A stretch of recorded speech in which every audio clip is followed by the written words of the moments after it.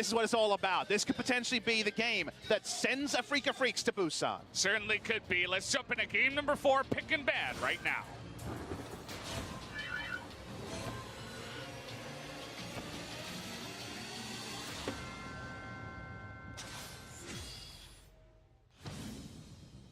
Well, here we go. KT gonna choose the blue side here for game number 4. They're gonna go ahead and ban Skarner this time around. 3 games in a row, we have seen the blue side chosen. Only Afreeca have been able to win, as we see Trundle ban on blue side as well. They're like, we're gonna pick Olaf. What are you gonna do? They're also saying, well, banning out this Kramer guy didn't work. Let's find someone else to try to beat up, and it's gonna be Mowgli, who of course played a lot less games this season than Spirit, but has still played a pretty decent amount. I think it's around 12 games that he's played so far in the spring season. So 2 bans so far into the jungle. Like you say, big sign that Olaf first pick is coming. Will probably be at a pretty significant cost, and this is an interesting ban. You think to the previous game, you're like, what champion would I want to adjust? Adjusting the Kalista, sorry, not the Kalista, that's in my mind for some reason, the Karma is the choice they make. They ban away Karma, they do draw an Olaf ban, but they don't want Kuro to be able to neutralize something like the Taliyah, and so far Kuro hasn't shown priority on the Taliyah. That does mean that both Xayah and Rakan are up, and I think we're going to get star-crossed lovers, because why wouldn't Tucson go back to the Rakan? Why not is the question. I mentioned you might want to go ahead and ban out Tucson, but I suppose the answer is no, we're not going to, as they just go ahead and ban everything else. We're looking at a Caitlyn here, and that is going to be locked in this time around for Kramer. Will they prize the Xayah, say the Rakan, and deny the Xayah Rakan? Because Caitlyn would be a bit more lane presence, and it would also be a bit more latitude to take the Rakan support. You'd have to do it now, but then the jungle pool starts to get narrow as well, so jungle or support is kind of the conundrum you have here if you're Mowgli, and it seems like they decide to go for the jungle pick over the potential to lock in the Rakan away, and this is a big denial away from Tucson not taking the Rakan. He is a power Rakan player. Does mean that score is down for junglers on a patch where a lot of people prefer other choices. The Gragas is up here and would be a very stable choice into the Sejuani. Score played it in the last series, where we see something like Rakan Gragas from KT. Rakan is obvious, but what's going to be the answer in the jungle? As you mentioned before, already the Skarner taken away. They're not even going to pick it just yet. They're going to let more bans flow through. They pick up Taliyah again for UCal. Means that mid lane pick could be decided here, but will we just see the choice from the West? We will. Morgana support going to come out. Really big pick in the NALCS especially, because Rakan is all about flash into the quickness and then layering it into the grand entrance, and the back shield answers all of it. So it is a very nice laning. It's also double ranged in a more pronounced way than Rakan is a ranged champion, and there's been Xayah Rakan nerfs as recently. So we're on patch 8.6, so there is a lot of reasons why Afreeca will be pretty happy with the Caitlyn Morgana into the Xayah Rakan. Don't see any more jungle bans so far, as the Nara is actually going to be banned away. Smeb will be forced to blind pick his top laner in this game, most likely. Yeah, looking that way. Lots of mid lane bans bound to come through, as still the pool is quite wide. Want to take away that big power pick in the Azir first. Could go ahead and ban something else for the top lane, perhaps, if you're looking about targeting Keen, and there it is, the GP comes through. But look to a Zac pick if Score wants to lose a bit of lane presence and just go for the Zac and power farm up. But Zac and Gragas are the big junglers I'm thinking of when I look onto the blue side. On the red side, we're looking for solo laners for the side of Afreeca Freecs, a safe choice for mid or bot lane. Now notice there is one safe choice removed. Is they're hovering. Really? They're doing it. Kuro's going on to potentially the Yasuo or Keen. All right, we're getting Yasuo. This is something that Faker has been practicing. A lot of people have been practicing, and a straight up Yasuo. The Yasuo, unbelievable. It's so good.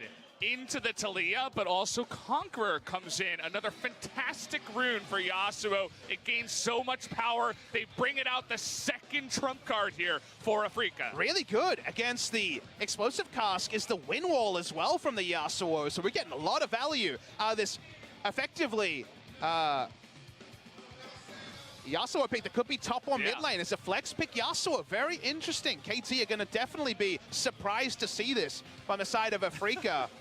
They're going to go for some pretty safe choices. looking for a top laner, may just return to the Shen they did not get any value out of in game number 3. You mentioned that flex pick could certainly go up against the Shen, but I love it against the Taliyah. It just makes a fool of that Taliyah if you're looking to win the lane. They're looking to win all the lanes, Valdez. They're going for 3 winning lanes in a couple of different ways. What will they eventually settle on? They could have gone super lane focused and gone for the Fiora. They'll rein it in a little bit. They seem to be happy with the Orin. So Orin versus Shen, a true tank matchup where Orin will have the pushing power before Titanic Hydra is complete. But Yasuo mid lane is brought back by Kuro. It's a different way to approach the Taliyah. There was no Cassiopeia ban. That's a big pick in other regions. We just get a Yasuo, and we get Kuro looking to flex and also pick up an MVP in the postseason. Look at the coaches here saying... a massage there in the booth right before the games start. You've got 3 coaches saying, well, you wanted it, you got it, and we got some Yasuo in the LCK playoffs. Receiving a bit of a beating before the games start here, saying, don't receive that same beating in the game. And we already see so much Conqueror Yasuo in solo queue. After this game, if it finds success, we might see it every game. Could be press the attack also. I think Conqueror, because you might be side laning against a Shen at some points, could be smart. I think Conqueror is more likely, but press the attack is what we saw from Faker and other people in solo queues. So it's situational, which rune we see. But man, the Windwall can also get massive value. And you as our resident Taliyah expert on this 2-man cast know that hitting a skill shot onto a Yasuo is very frustrating.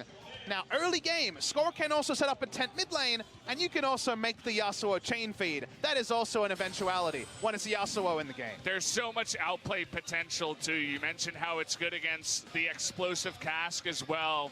You could try to go 1v2 at times. Mowgli shows up a little bit later, maybe even a roam from Keen. The Orin certainly helps out from a separate lane.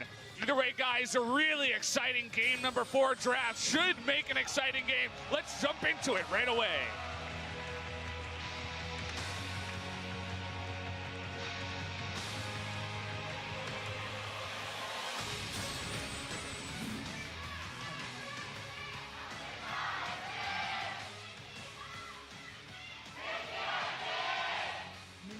Here we go, guys. If you're joining us late, that is definitely the Conquer Yasuo in the mid lane. Decides against the press the attack. Takes the ignite. The recent buffs as well make this just even more obnoxious. And look at this, annoying.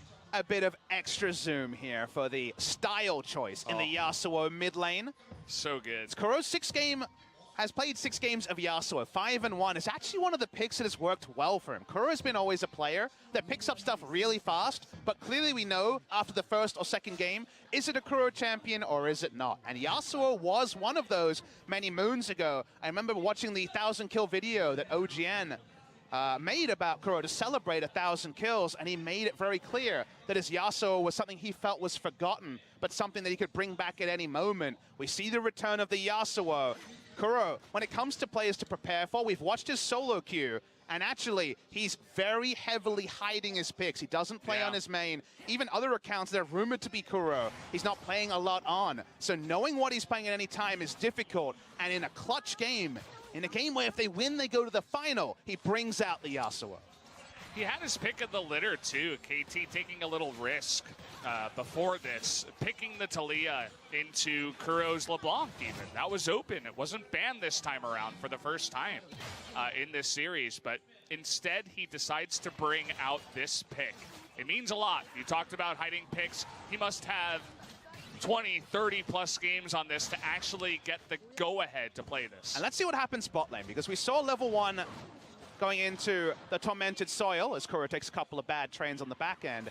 We could just see W Max Morgana. It's something that we saw BBQ run with Ghost and Ignite, just push with the Caitlyn Morgana and actually maxing Tormented Soil and not just into the Dark Binding like you would expect. So we'll see if that is just the plan. You have so little engage possibility because of the Black Shield when you're a Rakan. This should be a much more comfortable laning phase for Kramer on the Caitlyn, and Kramer hasn't been one of our better Caitlyn players. Afreeca have actually struggled on the pick. Mata being so aggressive on the Rakan on the bottom side, finally gets hit by the Morgana Q. And we're having an early roam down here from Score, getting the call from Mata, no doubt. There's no ward in this brush just yet. Wants to set this up. Not spotted, of course. Ah, good lord. Oh boy. Very smart from Tucson. The timing on that one.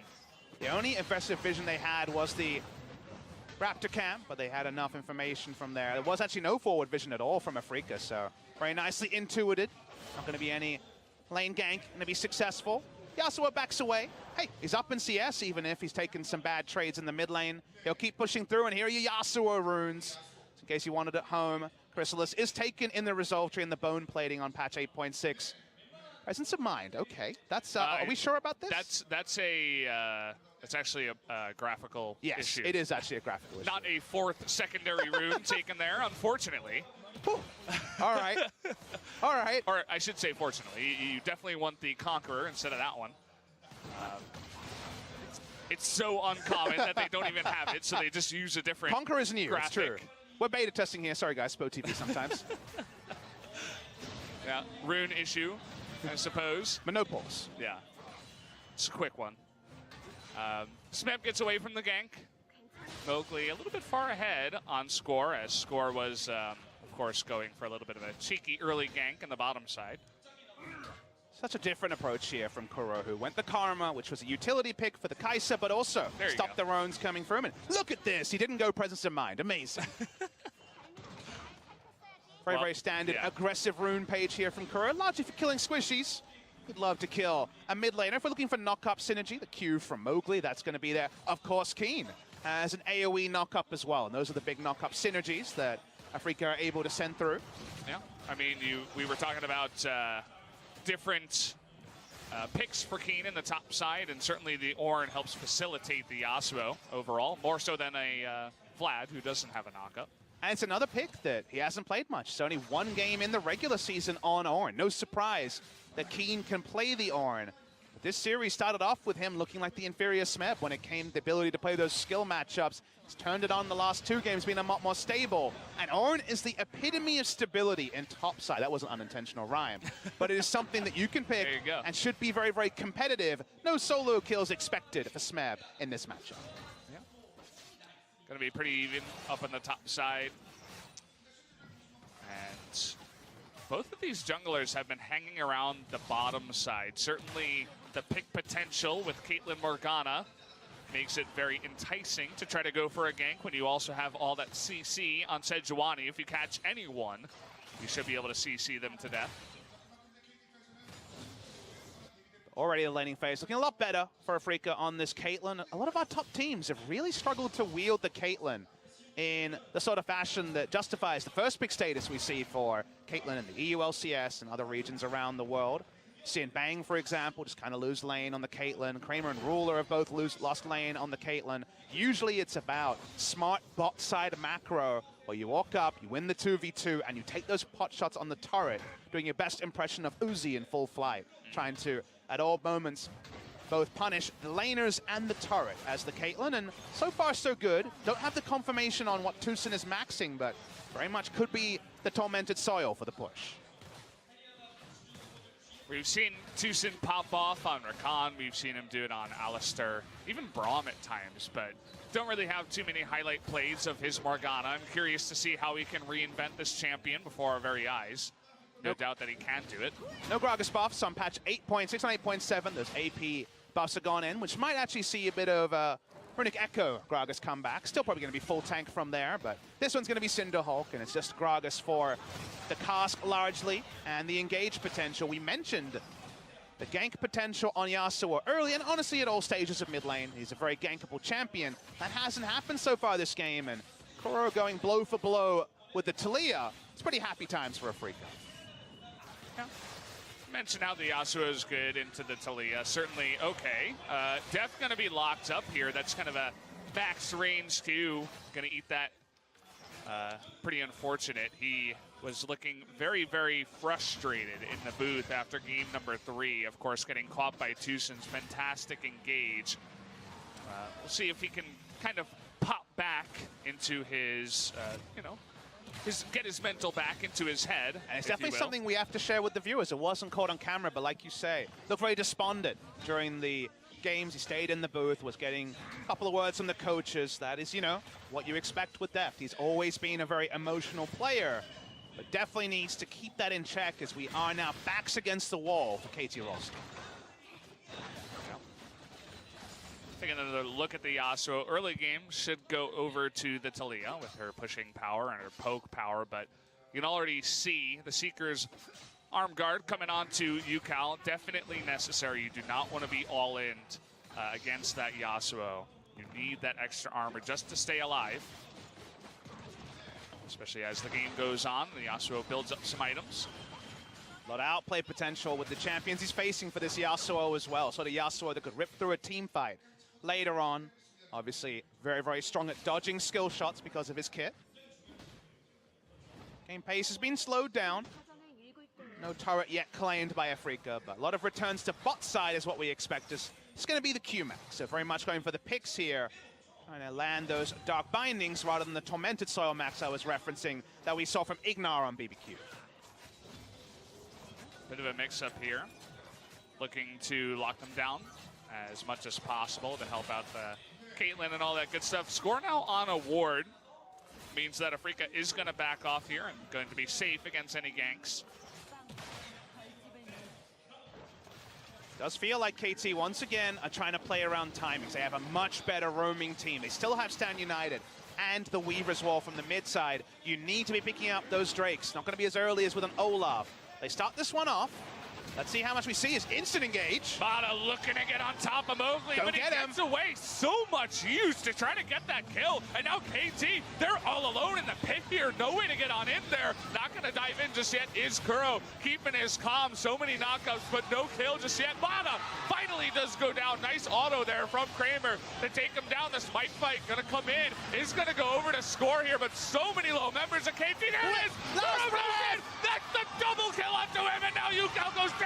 Make it 4 as an ace comes down against KT, and Kuro gets 2 kills on the Yasuo. An insta-sweep, and Afreeca run away with it. And there's the big smiles. The last breath rips through the team of KT. They're going to be able to push up mid. It's a 3-kill Yasuo, and that's that sinking feeling if you're a KT fan. Unbelievable the way that goes. They tried to engage onto Mowgli. They burned so much. The Weaver's Wall, the engage flash from Mata, and then they're stuck, and they knew it was coming. There was no way to get away. You always have to remember the last breath. When we watched the start of the fight, you get out because you still have summoners up, and then Deft is caught in no man's land, has to flash. The fight goes on, and KT, yes, they are able to pick up the Drake, but notice the win wall after the Drake is claimed, and that there's no more escape plans available for KT. They know that this is going to be the Rumble Pit. They know they have to fight, but wait for the knock-up coming through here. It's his own last breath. He facilitates it with the Q and completely dumpsters KT. Massive fight, and all off the back of Kuro's Yasuo. There was no way to get away. Everybody had blown their flash by that time. There was no way to get out of the pit. They were just lined up perfectly for the Yasuo, who waited for the perfect moment. He still didn't have many items. Waited just until the end of the fight. It truly was the last breath of that Yasuo. And it's the most obvious metaphor ever. But his swords are daggers through the heart of KT. We saw Deft despondent between the games. They needed a confident early game. They haven't been known as a comeback team. Better in spring 2018, but definitely not their usual style. Come from behind is not in the KT playbook, and Afreeca are already well ahead. Running away with this one. They get that first blood turret in the bottom side. Sure, KT will trade it back here, but already the Rift Herald and another turret in the top side. When you get aced at 10 minutes, guys, you basically lose. It's hard to come back from it, especially with a 3-0-1 Yasuo. This feels like every Platinum solo queue game I've ever played against the Yasuo that gets ahead. It's going to be so incredibly hard for them. And Afreeca, and Kuro specifically, should be very happy at this moment in time. And I just love how it also answered the Gragas in many ways, because getting explosive cast value against the Yasuo is really difficult. We did not see any mid lane focus. The team fight went in the absolute best way possible. Definitely a Pogger's moment for the side of Kuro. But now he's got 2 items. He's got a Phantom Dancer, snowballed from the start compared to Yukal's nothing. Dark Binding hits, and Mata could just have died. Now it was getting very low. Thankfully had the help of his friends in the river. But now speaking of friends, Smeb doesn't have very many. They're going to save their stun. And it's time for a Rocks Tigers battle. Yeah. Kuro versus Smeb. I think Kuro's going to win. Well, he's got a friend here. It's not necessarily fair. Speaking of friends, there's another one coming up as Deucen was making his way. Didn't need it. Just going to give a 4th kill to the Yasuo in the mid lane. Oh, boy. KT have got to completely throw out their early plan. They have no ability to control the map, and you know, when Yasuo is this far ahead, maybe that means the game's already very, very unlikely to be won for KT. It's not impossible. Yasuo is a champion who is unreliable in fights, but if they construct fights as well that they have in the last 2 games of this series, Afreeca Freecs are going to Busan. Afreeca Freecs are winning their first ever best-of-5. This team has never been able to get this far out. It's because they always make the wildcard match, the best-of-3, and they always lose 2-0. They are now 2-1 up. They've won a best-of-3, even though they're not in one, shooting for that best-of-5 victory and their first ever final as a League of Legends organization. We take a step back. 5,000 gold ahead now is Afreeca. They have a very fed carry champion in the mid lane. Yukal on the Talia, which we praised him for so much, doesn't have much here. Hits again. Doesn't have even a single item. Already a completed Phantom Dancer and a BF sword onto Kuro. They wanted to make a play up on the top side. Even that doesn't work, as it looks like it's going to be Afreeca that are continuously making plays, trying to now push down the mid lane turret. The item lead here on the carries is so large. Look at mid lane and AD carry. Essence Reaver into most of an IE and Static Shiv. The mid laner, we don't even talk about that, it's disgusting. Not rated for this particular stream. In top lane. Oh no, he got caught on a trap. Is it gonna matter in the end? It doesn't look like it. The TP comes in. Wait for Yasuo, he's still coming. Def gonna be stunned up once again, getting incredibly low. Here comes Mowgli from the backside. The ultimate is gonna miss, but trying to come in. And finally they do get him. Here's Kuro. And I don't know what to say. KT in a ton of trouble here, trying to go for the desperate play. But now you're gonna get knocked up. There's another kill. A double for this Kuro onto Yasuo. It's now 9-1, and they want even more kills as they're on the chase for Mata. Looks like he should get away, but they're going for desperation. It's not working out, Papa. It definitely is early desperation after that ace. This is KT, unfortunately, being as KT as possible. The desperation unnecessary. Kuro, so damn strong. Gonna have Infinity Edge on his next back, you'd imagine. Shelly finds a bit of extra time for another dive in at 200 HP. It doesn't do any real damage. Kuro backs away, but KT just say, well, let's kill some heroes. A short from Mata. This wasn't Def. This started with Mata. Face planting, Sideshow Bob style, onto a trap.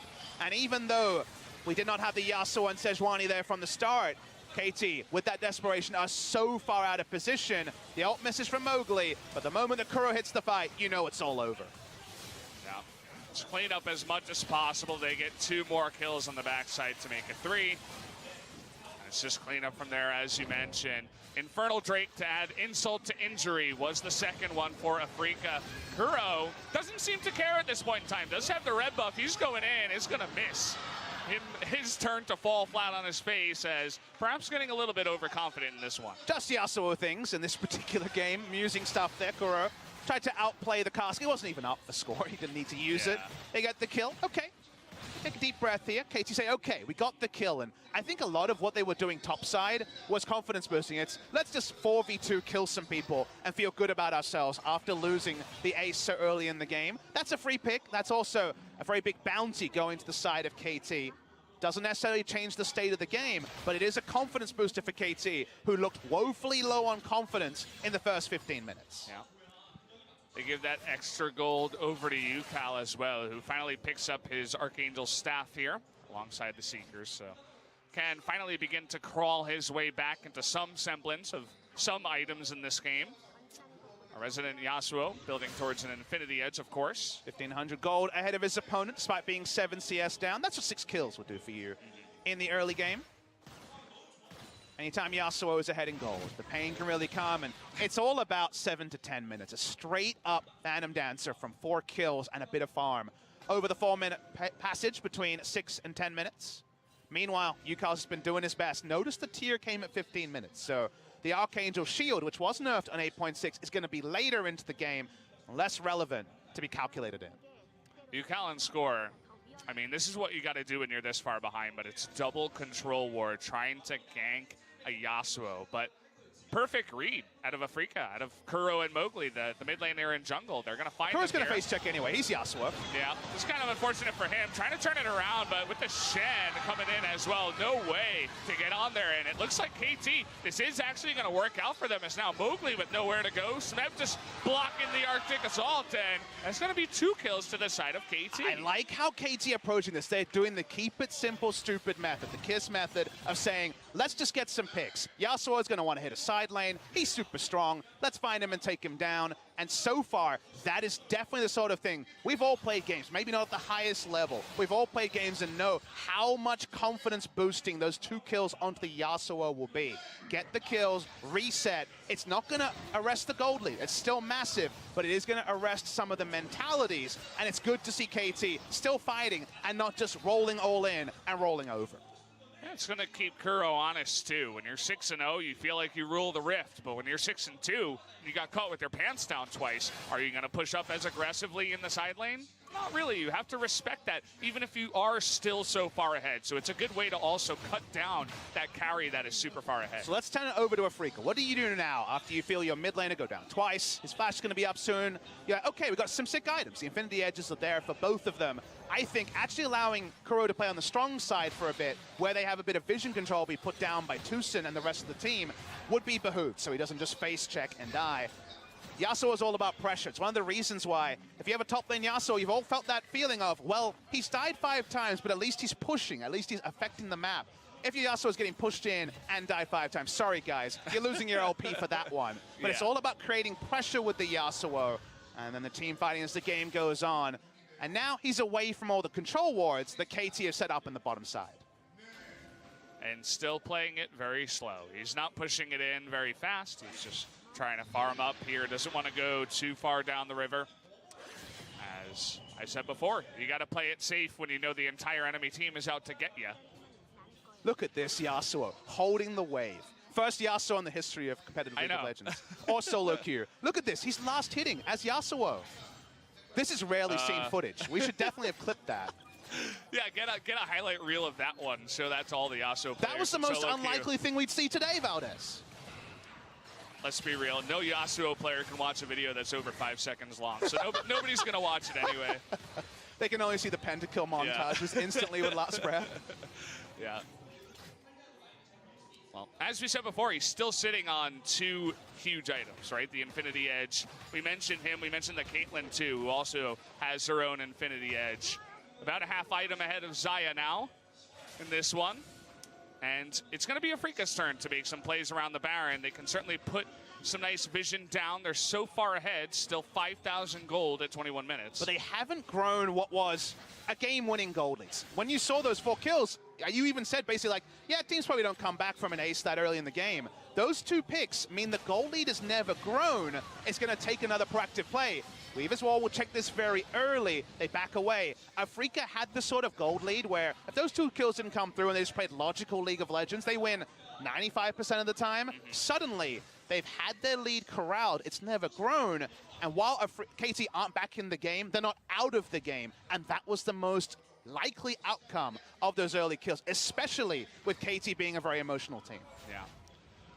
I love the next item coming through for Kuro. We'll see if he finishes it right away, but GA next is certainly a good item for a Yasuo that's ahead. All the really good Yasuos in solo queue do this as well, where you don't really need more damage, you just need more survivability. Again, after an early ace, the gold lead has gone lower. It's gone towards KT Rolster. It's gone from just over 6,500 gold back to 5,000. That is a massive win when it comes to arresting momentum by KT. Really good to see. And it means the champions who, before that gold lead, had literally no items, now have some items. And you get another couple of fortunate picks, this game could really be back in the balance. Certainly, especially with the Drake RNG. The second one was Infernal. Fantastic if you've got a Yasuo Caitlyn on your side. Third one, Ocean Drake, certainly the worst here for Afreeca. So they're just going to clear it up as fast as possible.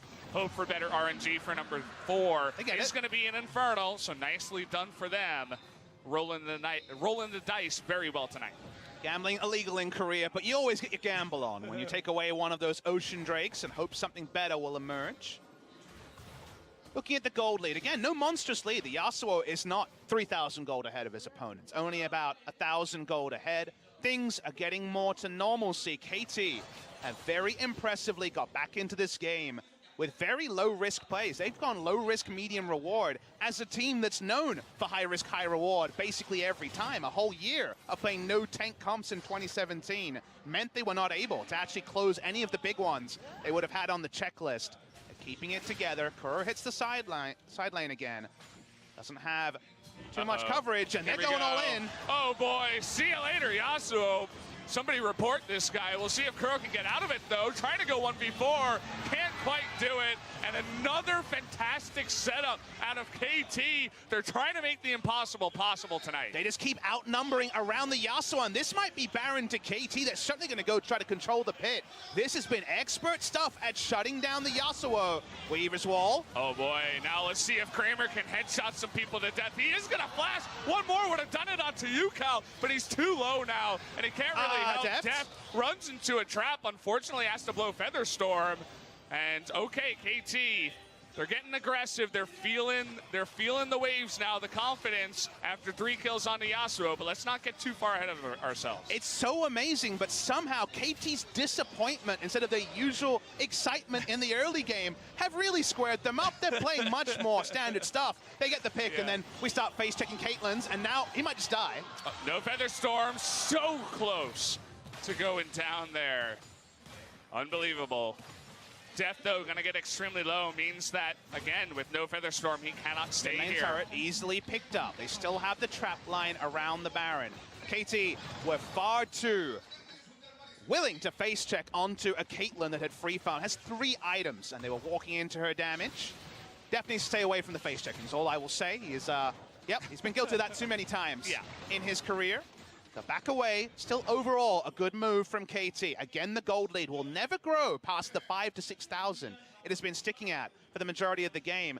And now we need to see, can Afreeca calm down and actually play around their Yasuo rather than just leaving him to the wolves, sending him to the bot side. At least you could say, well, maybe they'll try and outnumber him bot side and we can rush a Baron. They need to be on the ball to go over Baron if Yasuo is bot side. And if they play top side, they need to be more on the ball in vision control to open up the Yasuo. There's 2 different approaches here from Afreeca. If you do neither, you continue to squander the lead the Yasuo has grown.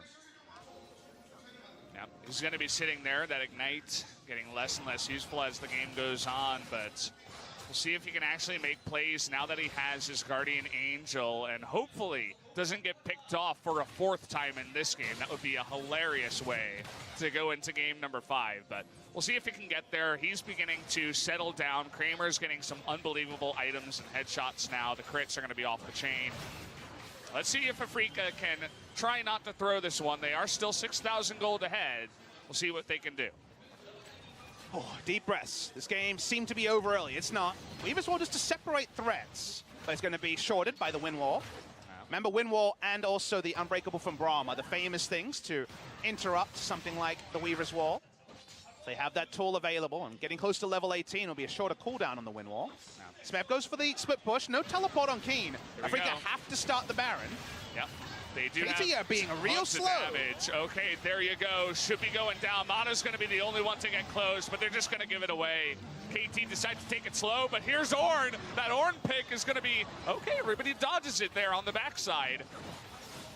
And there you go. So the Baron is going to go down to Afreeca. Smeb doing a good job on the bottom side is going to take out that turret at least. You'd have to hope that KT had given up the Baron, because if not, their check was very, very slow with all the damage that Afreeca have already been able to pile on. You don't normally think about mid lane Yasuo, but damn does he do a lot of damage to neutrals, and can also use the Wind Wall to decrease damage from the Baron as it cannot actually attack through it. Look at this. Now KT, we're going Gank Brush. They're throwing macro to the wind. I don't think they have the damage to kill him, and they need to kill him twice. Okay, oh, good he's read. learning. Good read by Kuro. He's like, I cannot push more than 1 wave. There was 4 of them there as well. That was just definitely got a brain in this game, I suppose. I love the camera angle there. Very dramatic camera angle. We're trying to do a action movie right here. Khan backs away. No harm, no foul. Okay, deep breaths again. Afreeca have the Baron. They also have a pretty oppressive siege, mostly from the zoning of the Ornn ultimate into Caitlyn and her whole kit. Wind wall is good for some disengage as well. See where Yasuo is positioned. Could actually be positioned just to stop the wind wall. That's one way you can approach the fights. Caitlyn walks up. Goodbye in a turret. That Ornn pick just seems to be smarter and smarter the more I look at it. You got two people that are going to pick up the Infinity Edge, two ways to upgrade as well with the Ornn. Kramer now pushing in. Talked about that siege. The Caitlyn famously good for it, but Ornn also helping out. And they'll just continue pushing in. Still 2 minutes on the Baron. Decent amount of wave clear from the side of KT, but see if they can actually fully stop the push here. Feels like it'll be a story of two walls, the wind wall and the weaver's wall. I think one of them will answer this particular play around the siege. Yukal on the sidelines looking for a weaver's wall. Let's see if this is blocked. It is. Nicely done. So easy answer, much shorter cooldown. Very nicely used. That was his use. He stood back and said, you will not use the weaver's wall behind us to force a fight. That means he had the interruption. Nothing to interrupt this. Yep, another type of wall comes in, the Call of the Forge God this time around. It's going to wall them off from defending that inhibitor. So with those two plays to just zone them out, they get one inhibitor. Will the push continue for Afreeca with a minute left? It looks like the answer will be no for now. They'll be happy with one inhibitor on the top side. They'll back off, pick up some items, and move towards the Infernal. A sentence I did not think I would say today is that the wind wall has been the trump card to the weaver's wall. Think about that statement there. But it is the superior wall in this particular game, much shorter cooldown. Double control ward. This is Afreeca Freecs. Triple control ward and the Yasuo peeling with the wind wall. That is what we saw in the siege. Beautifully done by the side of the Afreeca Freecs. And again, you always have the recency bias of watching KT win and be like, man, they smashed SKT. But remember that SKT were a tier behind. You're right in that statement. But SKT were a tier behind. They were 13 game score behind where KT was. They were expected to lose. It was all about the history. History didn't matter. In this series, Afreeca have never won a playoff series. Again, talking about history, it's a different lineup. It's a different time. And their coaching staff is really, really smart. So their preparation, which we did not see in game one, which we did not, as you mentioned, see in that 2-0, including a perfect game, is being seen here. Super clean, Afreeca. They're trying to prove tonight not only that they can defeat, well, headshot to the face here onto Death. Death might die. Featherstorm just to get away from it. Should be another inhibitor. But again, Afreeca, they're trying to prove they can defeat KT, but they also are trying to prove that they can go head-to-head with Kingzone. You talked about tiers. It was Afreeca and KT in the second tier with Kingzone all alone at the top. It didn't really look like there was any big rival, but Afreeca are slowly becoming that team to be the challenger. And they're boxing with shadows because they also have their own demons. Like we said, 4 playoffs, no game victories, a history that counted against them. They are able to quell those and make the final. If they can be this prepared in 6 days' time, they will force a series out of Kingzone. Beating them, that's difficult, but forcing a series, they seem like they're good enough. KT once again trying to be a little bit cheesy. They're sending Mata behind, and they want to get into the back line. If they can get a big knock-up onto Kramer when Tucson isn't looking for the Black Shield, certainly that would be one way to try to come ahead in this fight. Black Shield, wind wall, Kuro's a second support. He might as well be Karma at this point when it comes to sieging. I know that sounds amusing, but that's all he has to do is wind wall, and Kramer does all the work. Kuro's not going to get any autos onto this turret unless the fighting is over. So he's going to walk there to supports, the good old support Yasuo and the support Morgana. They can't quite break through the mid lane inhibitor, but the next Baron spawns in 2 minutes. You can tell that Smev is trying to do his best to bring his team into the finals. He's taunting his way through traps, sending down the dodge circle, just trying to make sure this siege has as little power as possible. Doing a good job of it now that the Baron buff is down, but here's the Ornn ultimate. Are you going to stand up to it? Finally, the Featherstorm comes in. An immediate engage. The Shen shield is going to come in and save his life, but everything to zone everybody away. But there's the engage. The Black Shield is on point, and Kramer snipes him in the face. There's way too much room for him to do the damage, but now the frontline Death finally able to trade back a little bit as Mowgli does go too deep, but in the end of it all, a kill for a kill, and the inhibitor going down. And they're not going to go back at all. They're not stopping. Kramer wants to keep pushing. They want some Nexus turrets if they can get them. The end is difficult to pick up, but they know Featherstorm's down. Yeah. Dev's trying to be the hero. He wants to make up for the mistakes made in the past in this series. Was able to do it, was able to kill Mowgli here. He brings the game into a longer session. It's going to be a hard one. They're down 3 inhibitors and 2 Infernal Drakes, 10,000 gold to Afreeca. We'll see if they can make the impossible happen tonight. And the Afreeca Freecs, with this performance, whatever happens with the final result, even if they go on to lose, are the best team nobody's talking about. The best team that nobody knows about, because when it comes to big teams from Korea, people know SKT, they know KT, they know the Rocks Tigers, and they know the big names. The only big name on Afreeca is Kuro, and he is the guy that was remembered as the 5th best Rocks Tiger in 2016. His development over the year in 2017 into 2018 has been massive. They have other stars, Tucson, the best support next to Mata this season. Afreeca keep leveling up, and now people are going to have to really remember them. Mata coming from behind. He wants to be the hero. No Black Shield this time, and they just turn it around. There's Kuro. Going to be able to do the damage. Kramer totally safe in the back line doing that. Kuro getting low, but he's got TA. Keen going a little bit deep here. He's alone. On the left side, Depth is still alive, and he's got some room. Will the Ornn go down? He finally does. Yukal's down. They get onto Kramer. He's low, but Super it's not minions. enough. The super minions are going to do it. There's the ace. Afreeca are going to be your winners. They are going to the finals after the quadra kill that Kramer picks up. They take it in the 3-1 victory. Congratulations to Afreeca. They bring out the Yasuo, and the team play, it makes it work. There you go. Game is over. They're going to the finals. And what better way for our macro gods to win than the Winions decide the game after they've won the team fight. Kuro embraces his team, not even Spirit there. Tears in the eyes of their coaching staff. Afreeca Freecs, the deserving winner over KT Rolster, their first ever best of 5, their first victory, their first final as an organization, and the best team no one's talking about. It's time to start shouting, Valdez, because they're in the grand final.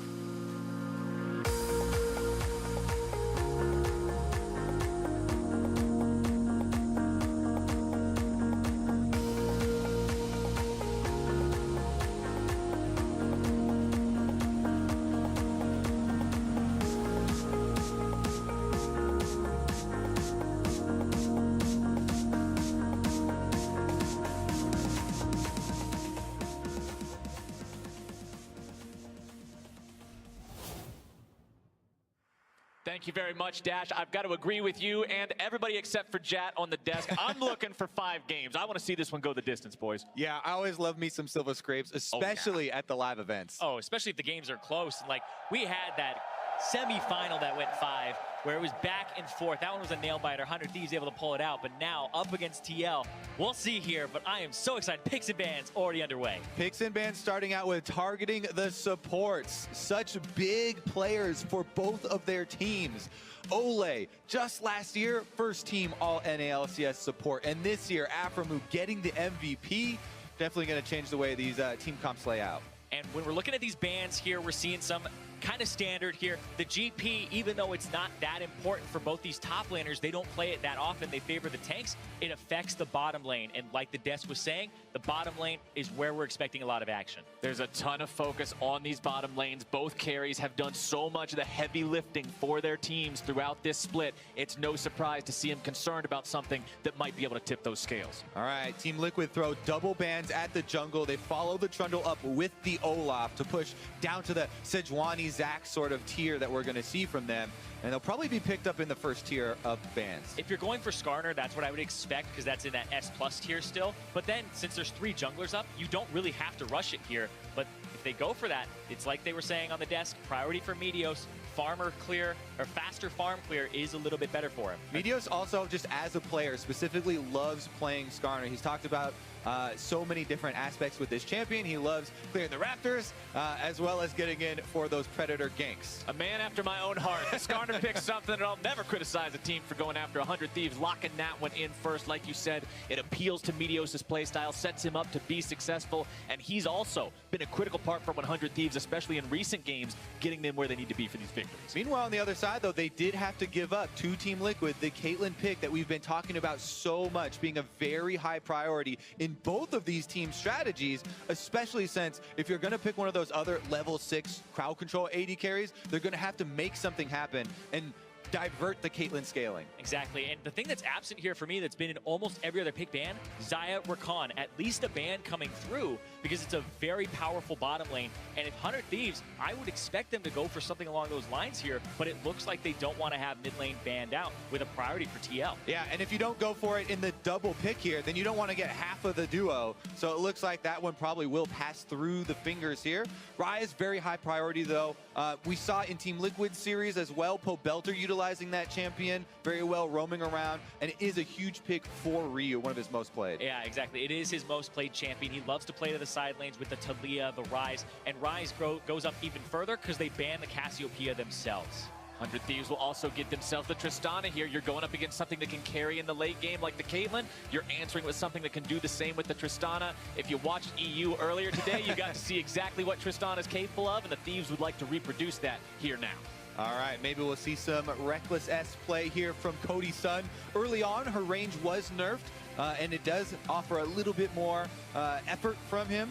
We'll have to see, though. Pobelter not locking in the Azir means that there is huge backline reliability for Team Liquid in the late game. And this is what we've seen from them in their game plan. Standard front line, very high priority on the backline DPS. And we talked about how Ryze is the most played mid lane champion over here for Ryu. Tied for most played champion for Pobelter is Azir, so he's plenty experienced on this. It's going to be a good matchup in the mid lane. Yeah, and when we look at these teams playing towards the bottom side, you think of the Galio, Taliyah, the Ryze that can roam. The Azir is the one where that mid laner becomes very self-sufficient. They can take care of themselves. They can dodge ganks easily with the mobility, but you can even play around that mid lane here. And with the Sejuani alongside it, that means that Ryu may have to take cleanse very early on in this matchup because that combination becomes one where you can constantly kill the enemy mid laner with that engage range that's available to the two. All right, going into the second part of the draft now, it's top and support that's yet to be picked for both sides here, so expect that to obviously be where the bans are going to go. We already talked about seeing some support bans, some targeting towards that Tahm Kench from Thieves. They'll also take Morgana off the table while Liquid gets rid of Cho'Gath and Thresh. Yeah, and we've talked so much about the bottom lane that the top lane kind of has not shown up here, and yet the tanks have been incredibly important. The Ornn as well as Cho'Gath for someday. It looks like they may be willing to just trade those, as the Cho'Gath is the only ban there from Team Liquid, so Ornn rises in priority as one of the most popular top lane tanks, especially for that team fighting. Yeah. But Braum is kind of the cutoff. That's pretty big. Exactly. The Braum would stop 100 Thieves from wanting to pick that. Braum is also Afreeca's most played champion. He's got 10 games on that. His next highest is Alistar with just 3. So he has jumped around, but it's mostly about protecting Cody. Yeah, and while the Braum Unbreakable can stop the Ornn ultimate, we've still seen so many teams be willing to pick the Ornn into it anyway, so it may very well just be the case. Insta lock there. Your question has been answered. Instant prediction, instant correct prediction. There you go. Kobe's able to call him. Easy peasy 1, 2, 3 to lock that one in on the side of 100 Thieves. And now we'll see what they decide to do in the support role. We talked about how that Braum was a big denial. So what do you go for instead? Afreeca still has plenty of tricks up his sleeve.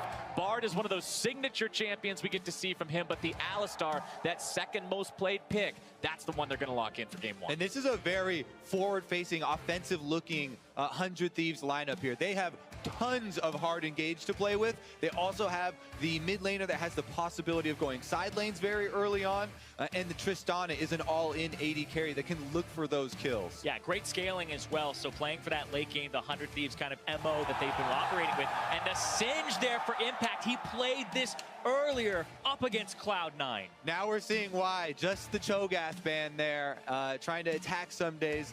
Very, very prevalent in their last series.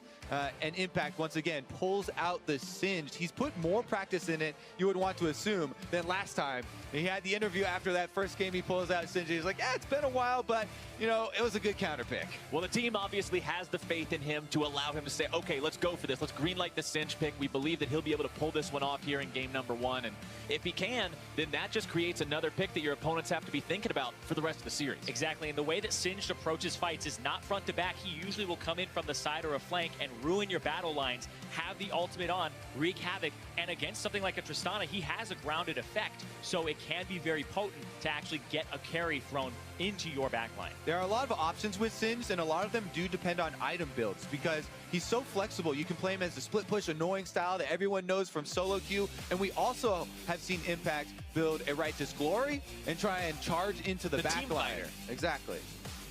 We'll see what approach he specifically wants to go for here in game number 1 up against 100 Thieves. He's got 2 big targets in Cody Sun and Ryu. They're going to be dishing out that damage that he's got to find some kind of a way onto. But when Tristana has her disengage and Ryze can trap you up in the Rune Prison, he's going to have to be picking his moments. All right, it all comes down to this. One series is going to be the culmination of an entire split's worth of work for both of these brand new squads. One way or the other, we are flying a new banner in the LCS Battle Arena at the end of this one. Both of these teams want to see their colors on that new flag. And both these organizations coming into the franchise era kind of came in and tried to make a statement. They both had something to prove. For 100 Thieves, it was proof that they need to be taken seriously as a contender for the top spot. And for TL, it's proof that they're never going to let their fans down again, because those 9th place finishes shook a lot of their fans, and they said, nope, not anymore. We're making the changes that need to be made. Yep, that's why Team Liquid just blew up the roster, put together this squad, and they have delivered the results so far. Now they're into the enemy jungle. Afremu does see them put down the ward, though. They'll try to clear out a little bit of that vision as 100 Thieves throw down a ward of their own at the enemy jungle on top of that spire, just to see what's going to be going around that critical junction point in enemy territory. But it looks like no one's looking to go too crazy early on here in game number 1. Slight amounts of early vision, no crazy invades, just keeping an eye where they start. It is important to notice where the junglers are hovering right now, because if the Team Liquid bottom lane is going to go for the pull, meanwhile, Meteos, you can see, going to solo his own blue side start here. They're going to have very different jungle paths, as well as, look at the mini-map. Cody Sun and Afremu pulling the wave right now, immediately trying to get that push down and the level 2 advantage. Exactly, get them level 2 faster, get that push on, and so that they can actually survive this bottom lane where the Caitlyn should have a better level 1 through 4. And that's one of the advantages that Meteos has on this Skarner. You can start without needing the leash. You can do the entire jungle by yourself if necessary because of what the spires lend to the champion. It allows the bottom lane to then be able to have that priority. And in Team 2, you always have to track which spires they took in the level 1. Team Liquid were able to get the bottom side, but 100 Thieves did have that top side one, so when Meteos goes back up there, it'll be a bit easier. And look at the numbers you just saw on the side of your screen. Double lift, 37 KDA, 4-0 so far as Caitlyn during playoffs here in 2018 spring. The man has been a monster on the pick, and Impact is really going to have to respect the damage from Someday early on here. Yeah, speaking of a monster there, Someday dealing a decent amount of damage with the Ornn. Impact trying to heal back up, though. And he does have minion dematerializers on both sides of this lane. And you think about these two players, the last time they went up against each other, it was that new game on that patch where Someday he got Impact playing Shen into him. And then he got solo killed. And then it ended up being Impact taking over the entire game. Someday has had that in his mind because that's the one game they've lost in that second half of the split. He really wants to get Impact back for that. And you can see he's already kind of taking it to him. Yeah, Someday definitely had, even as far as the entire season is concerned, a rough start there, but he has really had a resurgence. Meanwhile, on the bottom side, you know, Afreeca on this Alistar is something that people associate with him, you know, just because of the name, but also he has the most Alistar games of any North American LCS player ever, career long. And stylistically, the champion matches up so well for him. When you think about Afreeca, you're thinking about a playmaker. You're thinking about the guy who makes things happen for the team, the one who decides, this is our engage, this is our moment, this is our fight. And Alistar's the perfect kind of a champion to enable that play style and those win conditions. And I remember when they played against each other, Ole back in the NALCS lounge was saying he loves watching Afreeca's Alistar in scrims because he'll change whichever skin he has based on how he's feeling, what face he has. Today he's got the pink chroma, so feeling a little good right now. Ryu feeling good about the damage he's finding onto Pobelter here in the mid lane, punishing him for being just a little bit too close to that wall.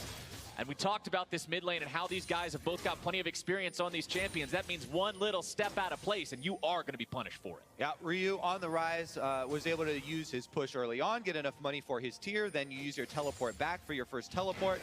It does have the reduced cooldown due to Summoner Spell, Summoner Spellbook, and now he's going for the trades that he has the tier stacking. Exactly, but he also has the item advantage, right? So that's when you really want to take those trades, is when the other guy has a lot of gold in his pocket that he hasn't spent on items here. So even though it is just a tier, it does amp your damage on Rise. Someday, dealing a lot of damage to Impact here, and so far he's been winning this matchup. I feel like every time we pan up towards the top lane, we just see Someday smacking Impact around a little bit. He's building up a farm lead for himself. I mean, it's nothing that we're writing home about already. It's not GG top lane's over, but Someday seems to constantly just be eking out small advantages. Yeah, when you're playing the Singed, you typically just kind of take the L in the laning phase, and then eventually you get to proxying later, which gives you priority on backs. Right now, though, junglers have been attracted by all the aggression in top side. Smithy's going to make his way over. All right, Smithy in here first, finding a little bit of damage down onto Someday, who looks to get himself away. He's going to have Meteos Skarner's on his way here in just a moment. Should break out into a full-on 2v2 here. Meteos has the Predator ready to go, but will not actually get in the thick of it. They decide to disengage instead. That's still really great because Someday didn't have to burn his flash there and gets to keep it. Yeah, Meteos does arrive afterwards to even out the pressure. Smithy's still on that top side, hovering around, though, as they pop a couple of the plants. Looks like Afreeca actually going to take a recall here in the brush. Ole and Doublelift want to punish. Ole keeps walking up to just interrupt those backs, and this bottom lane has so far been going in favor of Team Liquid. And right now, Doublelift and Ole having a perfect spot in front of their tower here. They're just denying Cody Sun and Afreeca access, trying to take advantage of the huge range discrepancy between the two AD carries. And usually you would call your jungler down here to help you clear this wave out and prevent a freeze, but because TL know that Meteos is on the top side, they know that's not an option. Exactly. A lot of the threat of a Tristana Alistar lane comes from all in. You know, the Alistar WQ combo and Tristana rocket jumping on. But without that extra pressure, there's no more bite. You've also got to remember, Afreeca, no flash down here in the bottom lane means that they're also going to be more careful on the side of 100 Thieves. That means once Afreeca goes in, there's not really a way out if you do end up getting punished. Maybe somebody else is waiting around the corner. Team Liquid recognizing that, and they're able to maintain control down here. Those numbers that we read off for Doublelift's Caitlyn earlier, you don't get those kind of numbers by accident or by luck.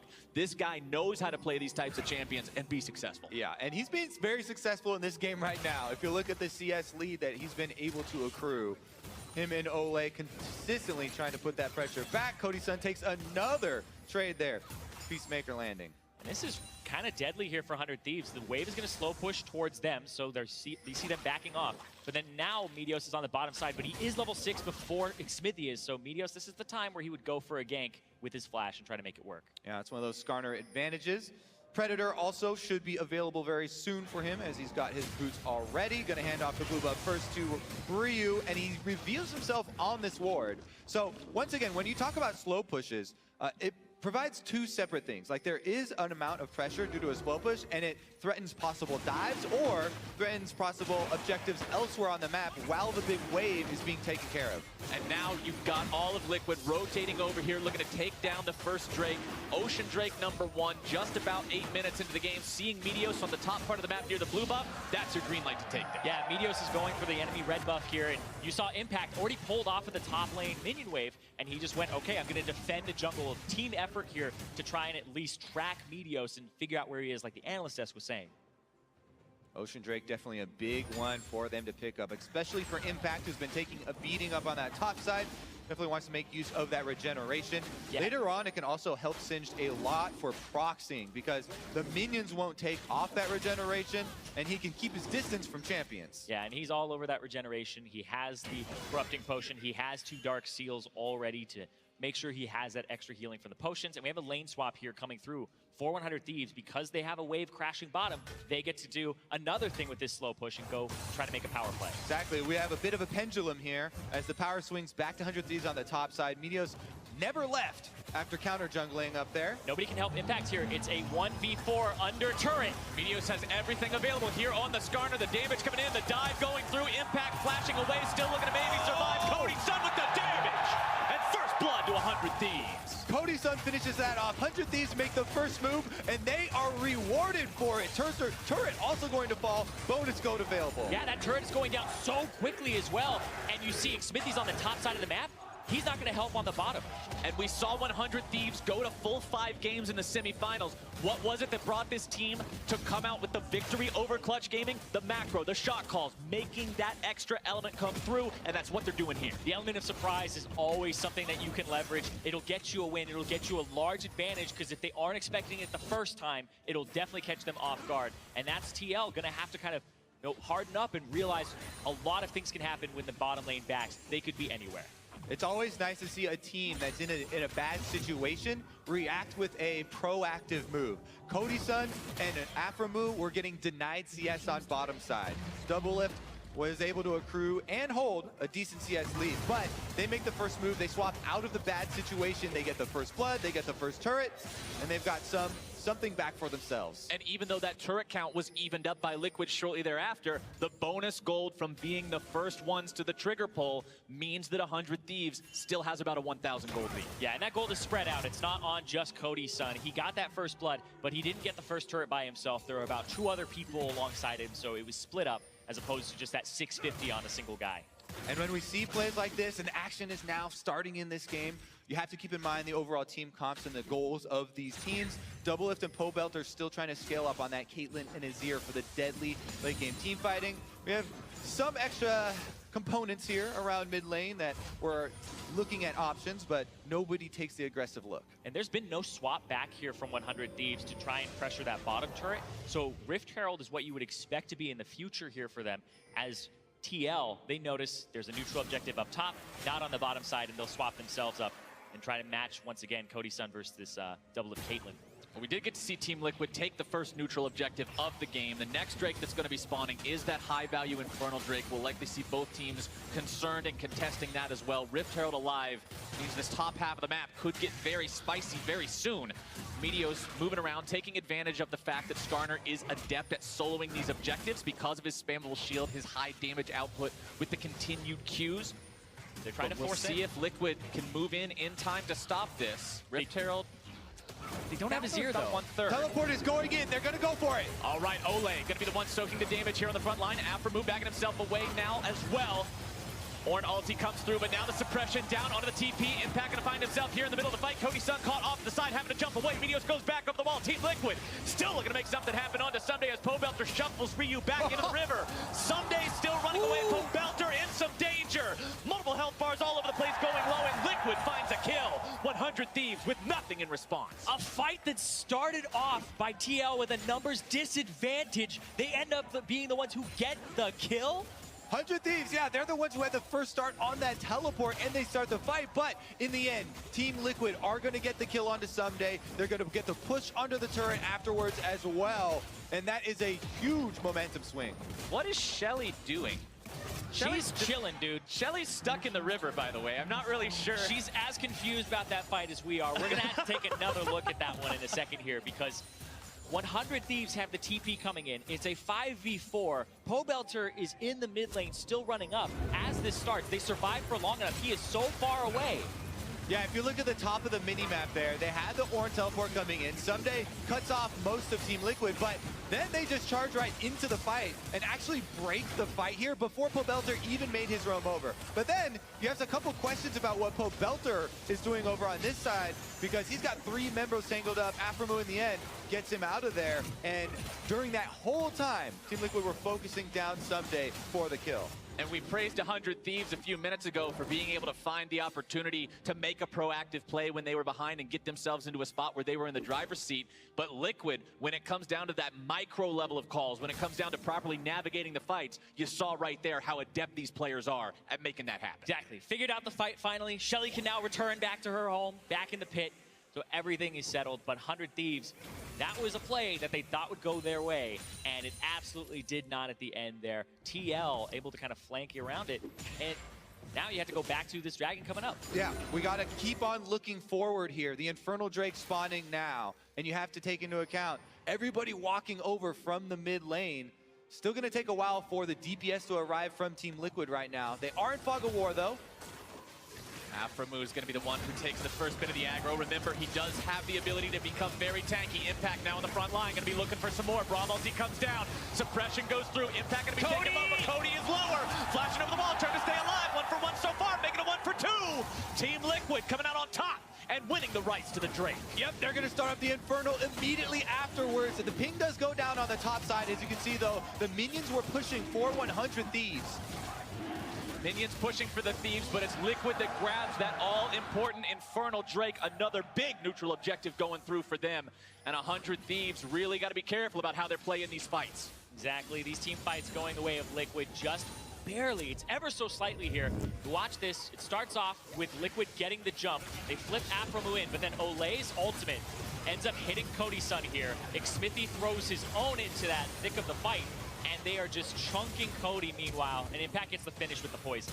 This is 2 back-to-back fights now. Meteos' pull has been used on Impact, and it hasn't resulted in a kill. If Skarner's not pulling somebody to their doom, the team fight's likely not going to go too far in your favor. That kill on Akodi-san was actually so close because Impact was chugging his corrupting potion. The extra damage was able to finish him off there. And you can see he's gone for the Rylai's Crystal Scepter here.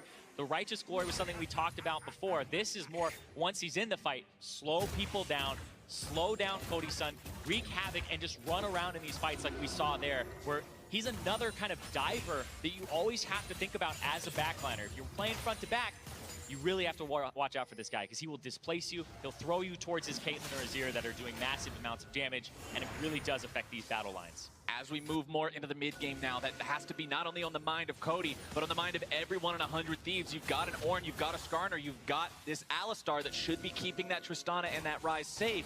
But if Impact is able to just go through there and find his way to them every single time, it's not going to work. And it buys space for Doublelift, who has a large CS lead right now. He's the most gold in the game. Yeah, there's definitely a concentration of gold there because of the extra CS.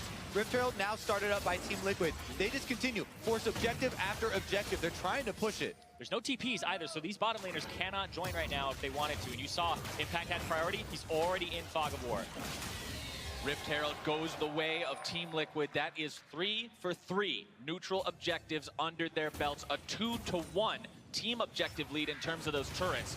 They are currently owning everything about this map. We'll see what they can turn that Rift Herald into here. They've got control over the mid lane. That turret's still standing pretty strong. Yeah, the last outer here is the mid lane. That would definitely be the next target. There's a lot of defensive vision you can see from 100 Thieves that they've kind of been pushed back into their own territory, and all these control wards used to try and stop invades, but that has just meant that Team Liquid continually forcing these outer turrets, these outer objectives in the Dragons as well as the Rift Herald. Meteos is on a ward bottom side for this attempt. Yeah, Meteos has been pretty hamstrung this game.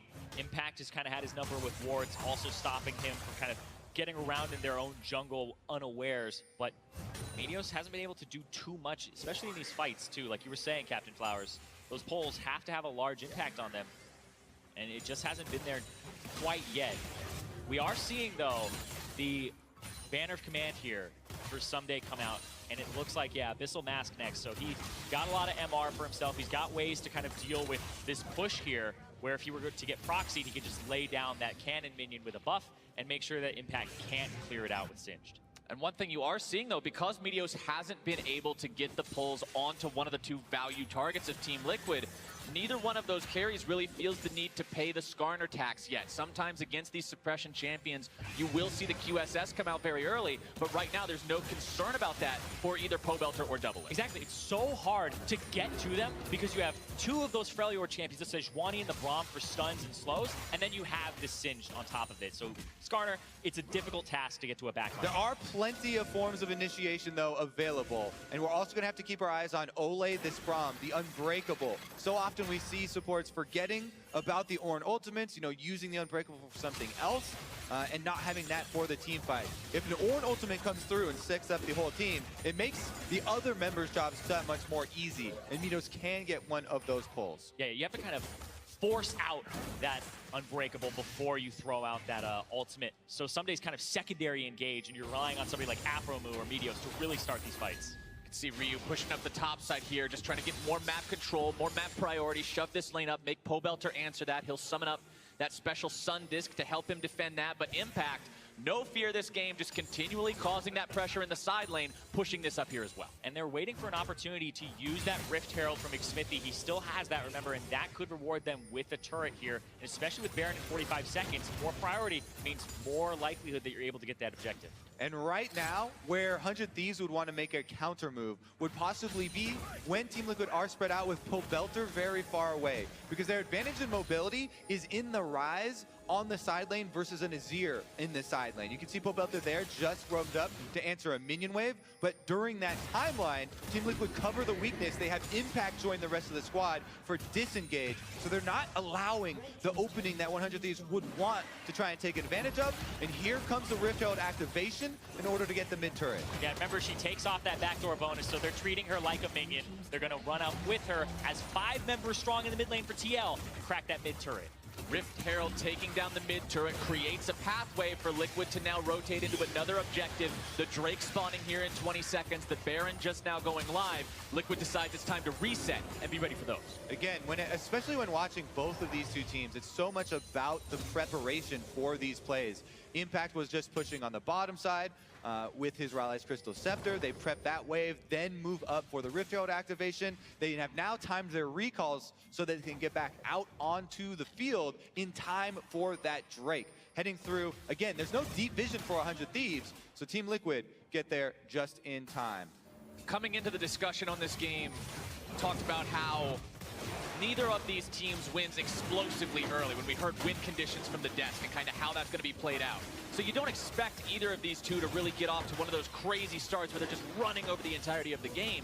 But now as we crest the 20-minute mark, as we get further in, we're going to start to see these two settle onto what the tempo of the game will look like from here on out, potentially. And both of these teams have had intelligent macro moves at different points in this game. Team Liquid leveraged the early power of Double Lift on this Caitlyn in the huge CS lead, but 100 Thieves then went for the first blood, the first turret with their swap. Ever since then, though, Team Liquid have been on every single objective.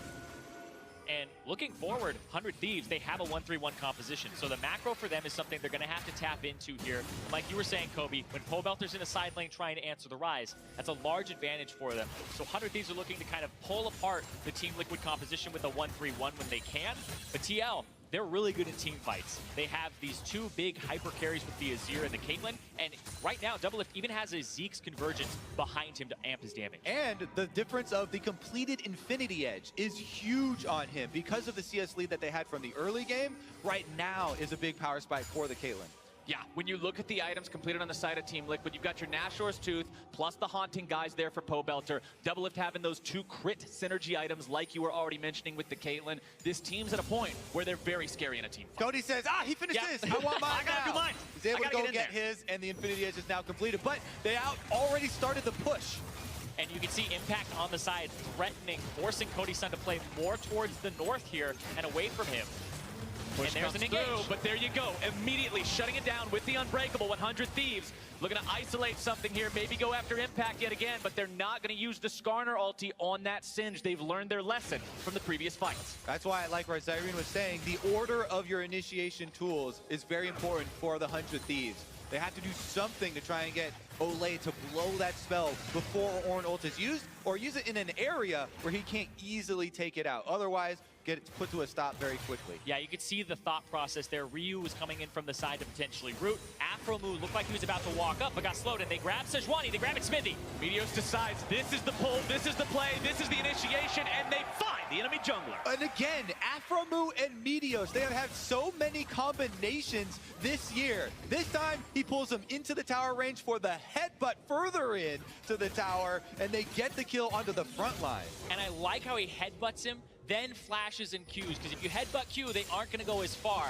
Wants him really deep under that turret. And there is no escape for him after that. So an important kill on the jungler, and now 100 Thieves are trying to move out and regain some of the vision control, which they'll use to try and set up. It's not just about the kill, it's about what the kill means. What can you get? What do you translate this into in terms of your standing on the map? These teams only 500 gold apart now, means every little advantage you can find is going to be huge. Afromu eats some damage there, getting down some wards in liquid territory. Exactly. I mean, everyone always talks about the Caitlyn scaling among AD carries, but Tristana, no joke, and the range is also getting up there as well. So here's another look at it. Meteos with the pull, Afromu with the follow-up right there, and they get the dunk.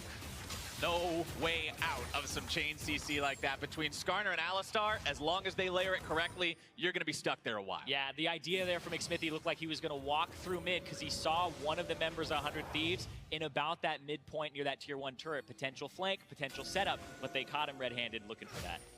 Always nice to see those two veterans working together on this new squad.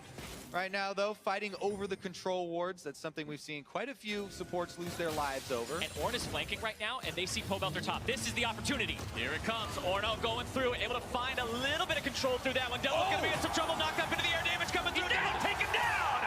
And Cody Sun delivers the kill shot. What else can the Thieves find, though? Right now, they'll move towards Baron. That was amazing from Someday, just sniping double lift right there on the side. They're able to get the knockups. Cody Sun doesn't hesitate to jump right in, and they get the kill. Baron is started up. Talking about no hesitation, this is the kind of play this team wants to make. They're going for Baron. They've got him down to half. Afromu coming around from the side to shuffle backwards, looking to disengage, and the suppression comes through. And Pobelter is dragged down. Team Liquid stands 3 versus 5, and 100 Thieves head right back into the pit. They still have to worry about Smithy smiting this. They don't have vision just yet. Ole is trying to get some here. Baron, 1/4 HP, very, very low. Smithy wanting to go over the wall. Oh, He got it! Smithy with the steal! Oh my God, and he gets out. Cody Sun's chasing him, but it's actually Team Liquid who steal from the 100 Thieves. What a play from the veteran jungler of Team Liquid. The laugh that you hear from Impact Singed is the laugh that Liquid is feeling after that one. That is how you save a disaster. Watch Afromu. He's not able to headbutt him because he's grounded by Impact's acid. He throws down the mega adhesive, so you can't headbutt during that time. What a play right there. Barry heads up. They're able to make it happen. Smithy, after all that, also is able to time the smite. And Baron now for Team Liquid. And you saw the look on Meteos' face there, as now 100 Thieves might be able to find the pick that keeps this Baron play at bay. Cody Sun has the damage to pick Ole off there, and that is big for slowing this down. 100 Thieves do not give up. They continue to force plays here, and now they're back at it. 100 Thieves once again in the driver's seat.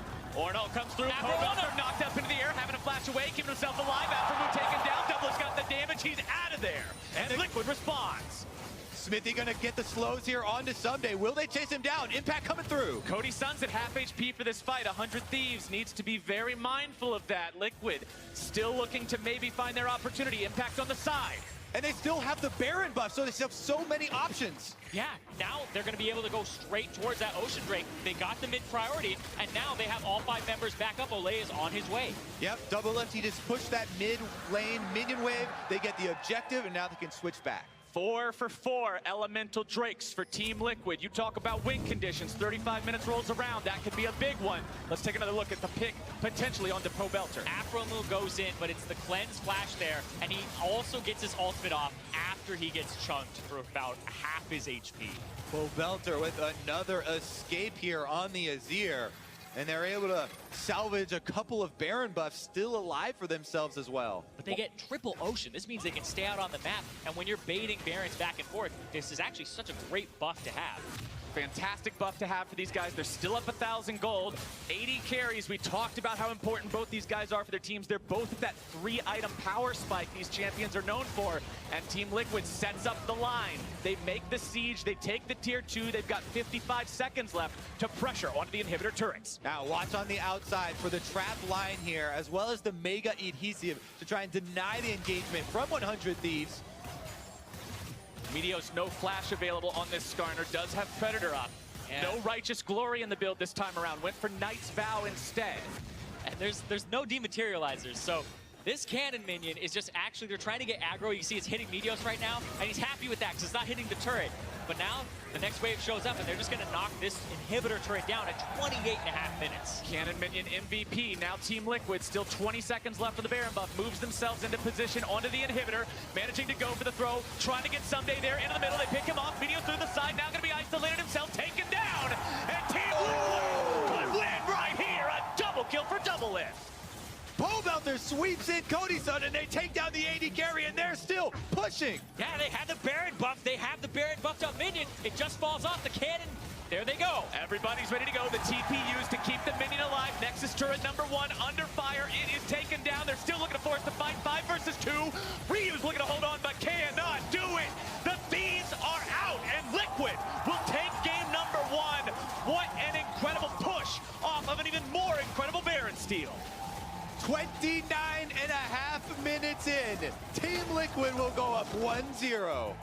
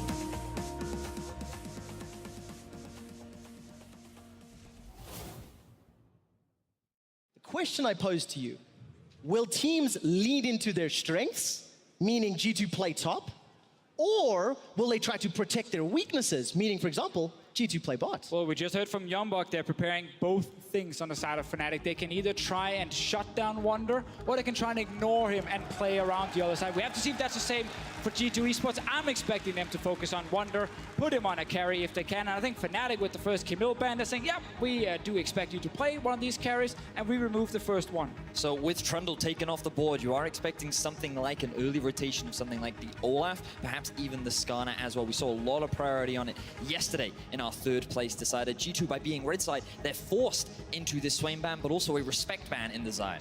Have to see G2 with the last ban here. Caitlyn is still left open. We know Reckless can play it, even though we haven't seen it that much from him during the actual split. Could be a choice for Fnatic, unless they're looking at something as like a Tahm Kench pick, which will be very valuable between the two teams.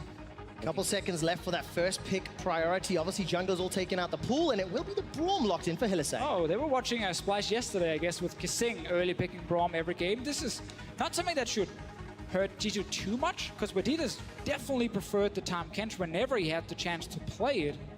I also wonder here if Fnatic are hoping that G2 go for something like the Caitlyn, try and get that early lane dominance down in the bottom lane. We saw Rise pretty much taken off the board throughout the semifinals and yesterday in the third place decider, and now it's going to be in Perks' hands, one of his most comfortable champions from the regular season. If you are Fnatic, and to try and explain the first pick Braum, one of the things they do like is when Hylissang can try and make some plays. They play a lot of these comps where he's allowed to roam, he can then connect, you know, a bit of CC onto one target, and they can single down one member. But Tahm Kench is here to try and counter that as much as possible. And the Rise pick, we talked about mid lane being undecided. Rise is one of the strongest picks in the current meta, especially if you play around him. But that's a unique AD carry for Reckless. Unique indeed. Most played AD carry for Reckless in that Tristana, and I've heard so many people say when you get it, it's GG already. Well, we'll have to see if G2 can handle it, given that looking at what's available right now, a lot of jungle bans, this could be an opportunity for G2 to lock in the Kha'Zix, but instead, they're looking for a little bit more engage in the Zac.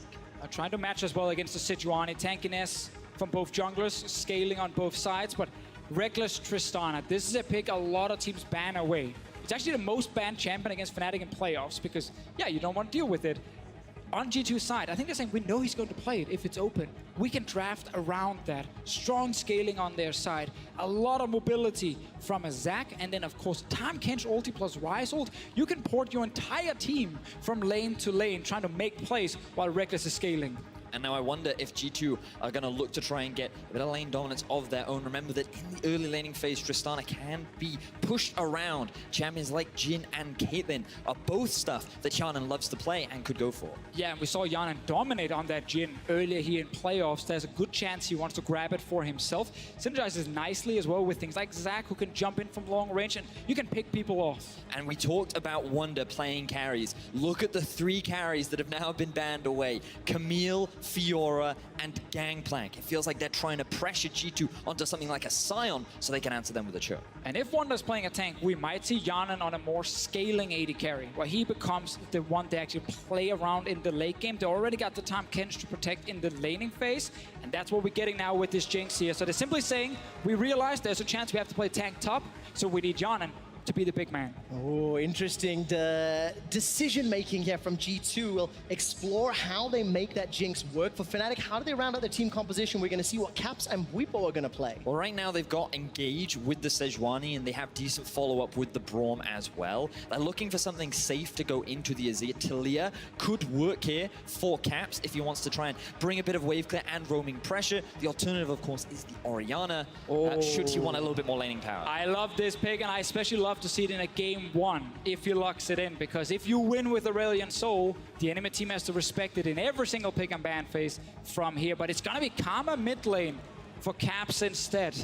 Looks like a change. Yeah, Fnatic looking to play entirely around Reckless this game. They do still have decent push in the middle lane. Gentlemen, I see 2 team compositions that seem pretty focused around their AD carries as one of the pivotal members in the team compositions. And that's where initially we said Fnatic's bot lane should have the advantage.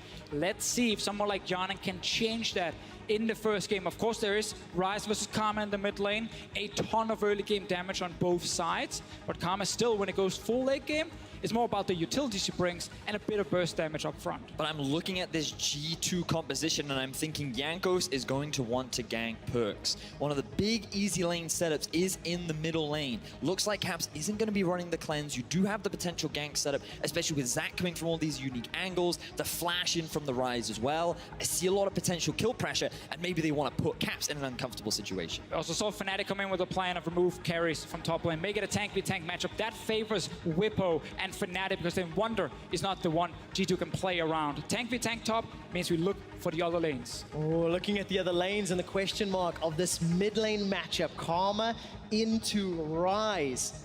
What a tense start to the EU LCS Spring Split Finals. Fnatic taking on G2. We'll see how the decision making works out in game. Just as a reminder to everybody at home, we will once again be running our POV stream. Which we'll get to in just a moment as Grabs and Delafalco shake hands for the first time of hopefully many throughout the course of the day. There's your team compositions once again. Guys, jump onto Twitter, let us know your thoughts, and check out twitch.tv/RiotGames2 if you want to check out the POV stream for G2 Perks. Oh, that's going to be a fun one. In the middle lane, 4-time defending champion Perks, looking to make a 5th one here today. I know that Ocelot had a lot of confidence in his team in the dressing room earlier on today, and now we are getting into game 1. We are indeed. Copenhagen, help me introduce game 1 of your spring split finals.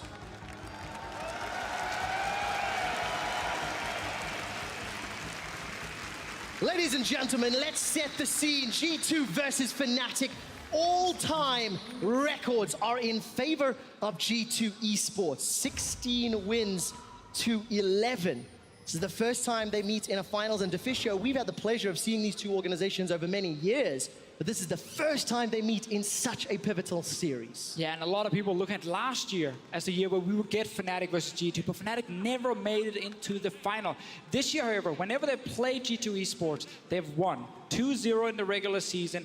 Both games, funny enough, were with G2 winning early, but then Fnatic coming back late.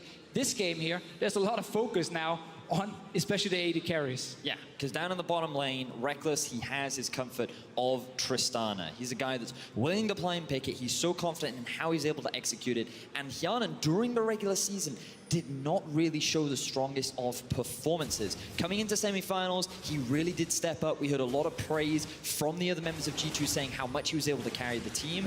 And now they're both on hyper carries. Both these teams are going to rely on them to be the big damage threats later on. And before we get to the point where the AD carries can take over team fights, we look towards mid. We saw there with the graphic, we said it already coming into it. This is the matchup that's undecided for us. We cannot predict straight away if Caps will beat Perks or the other way around. A lot of it's gonna come down to Jankos and Broxa. Broxa in the semifinal camped the mid lane, killed Jizuke from Vitality so many times. And it was not something we've really seen before. I want to see if that's the playstyle again for Fnatic, because they got the early damage from Karma. And I love the development that Brox as a jungler has made over the last year, because you think back to when he initially joined Fnatic, he was this cool playmaker on champions like Lee Sin and Jarvan. He wasn't afraid to make those crazy plays, and over time, he kind of moved back from that, kind of filled this role of just being that supportive jungler. But recently, we've seen him grow into this, I can work with Caps, we can be an extremely strong duo, and it was a big part of their success in the semifinal. It will indeed, and of course, if you want to see how Caps and Perks do in that lane, check out the POV stream. This is one quick reminder. All right, Games 2. Heard a few complaints yesterday about being very grayscale. We'll see if that'll be any different today, because of course we've touched on that 2v2, and we'll see how Jankos will impact those lanes. Jankos definitely a standout player, first time in the finals, and already being a little bit invaded on. If you look at the minimap, Broxa sitting just behind him on the Gromp, and he's going to be challenging. There's not a lot of support from Fnatic, though. You can see first to move was Wadid. One of the big issues with Zac is he does use a lot of his own health to clear through the jungle, so you can always feel confident invading onto Zac, knowing that you have that health advantage, and with Reckless and Hylissang getting that early push, Broxa was able to get in, get a bit of vision, get that insight as to where Jankos was. Looks like he's going to go back to base and do his first buy.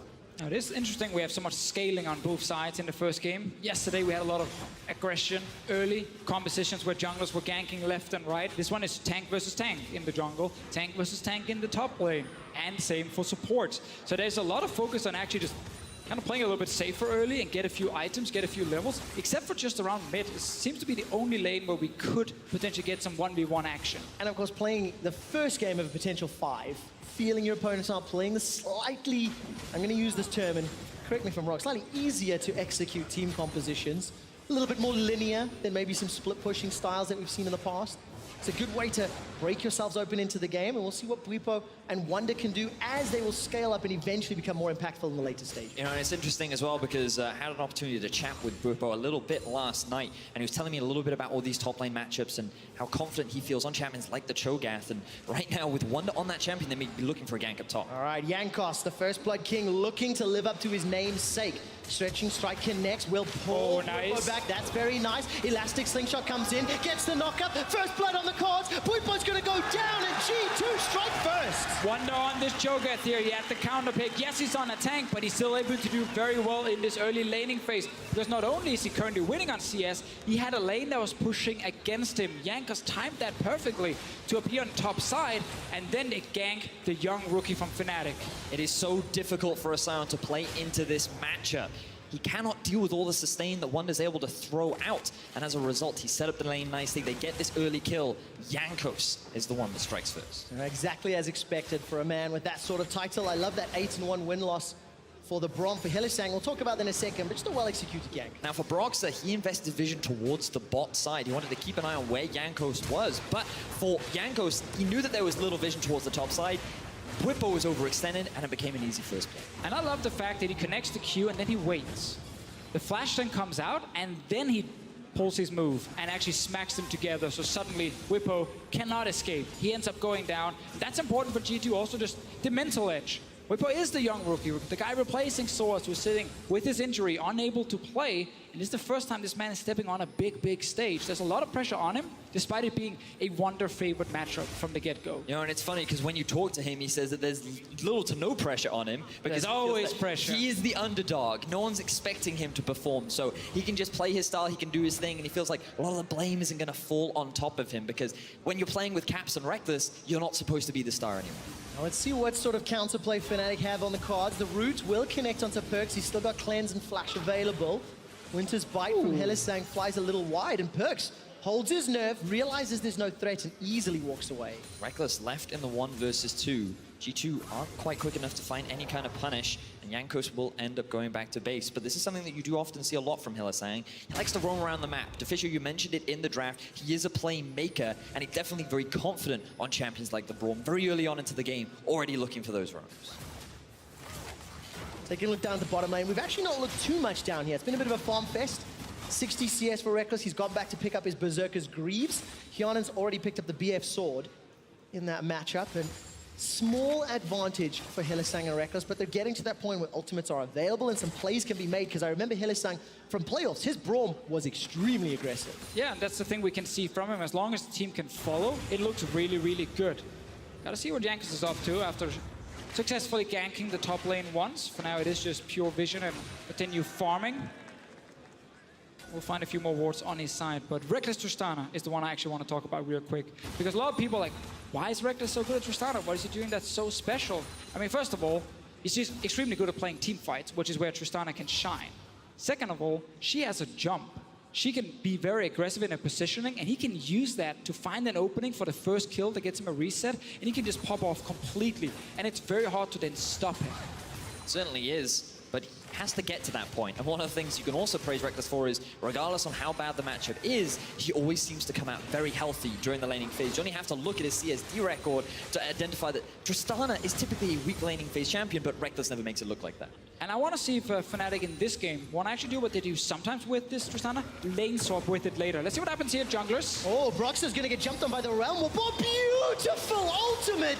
Stops Perks the moment he arrives. And that's the mechanics that Broxah showed up with on the EU LCS stage. G2 do not find a second kill. G2, they're trying to be proactive though, looking to punish Broxah as he's moving through his own half of the jungle. Realm Warp being used very early on, and unfortunately G2 are not able to find anything, so Fnatic continuing to stall. Remember, a lot of this composition revolves around Reckless. He is one of the main damage dealers. When you aren't on this Karma, you're going much more towards a poke support role rather than a big damage dealer like Ryze. Yeah, we've seen a lot of Karma players still build a ton of AP. It's not the old like Athene's Ardent Center rush instantly. It is like you get your tier, you fully stack it, you upgrade it, Death Cap comes in fairly quickly as well, and you get a ton of AP in the mid game. So your poke damage is insane, but as you highlighted, Vidius, once the actual fight breaks out, when it's 3 tanks and a supportive mid laner, yeah, it's about the AD carry. And when you got Reckless on your team, you absolutely want it to be about him. All right, take a look. Jankos with another gank.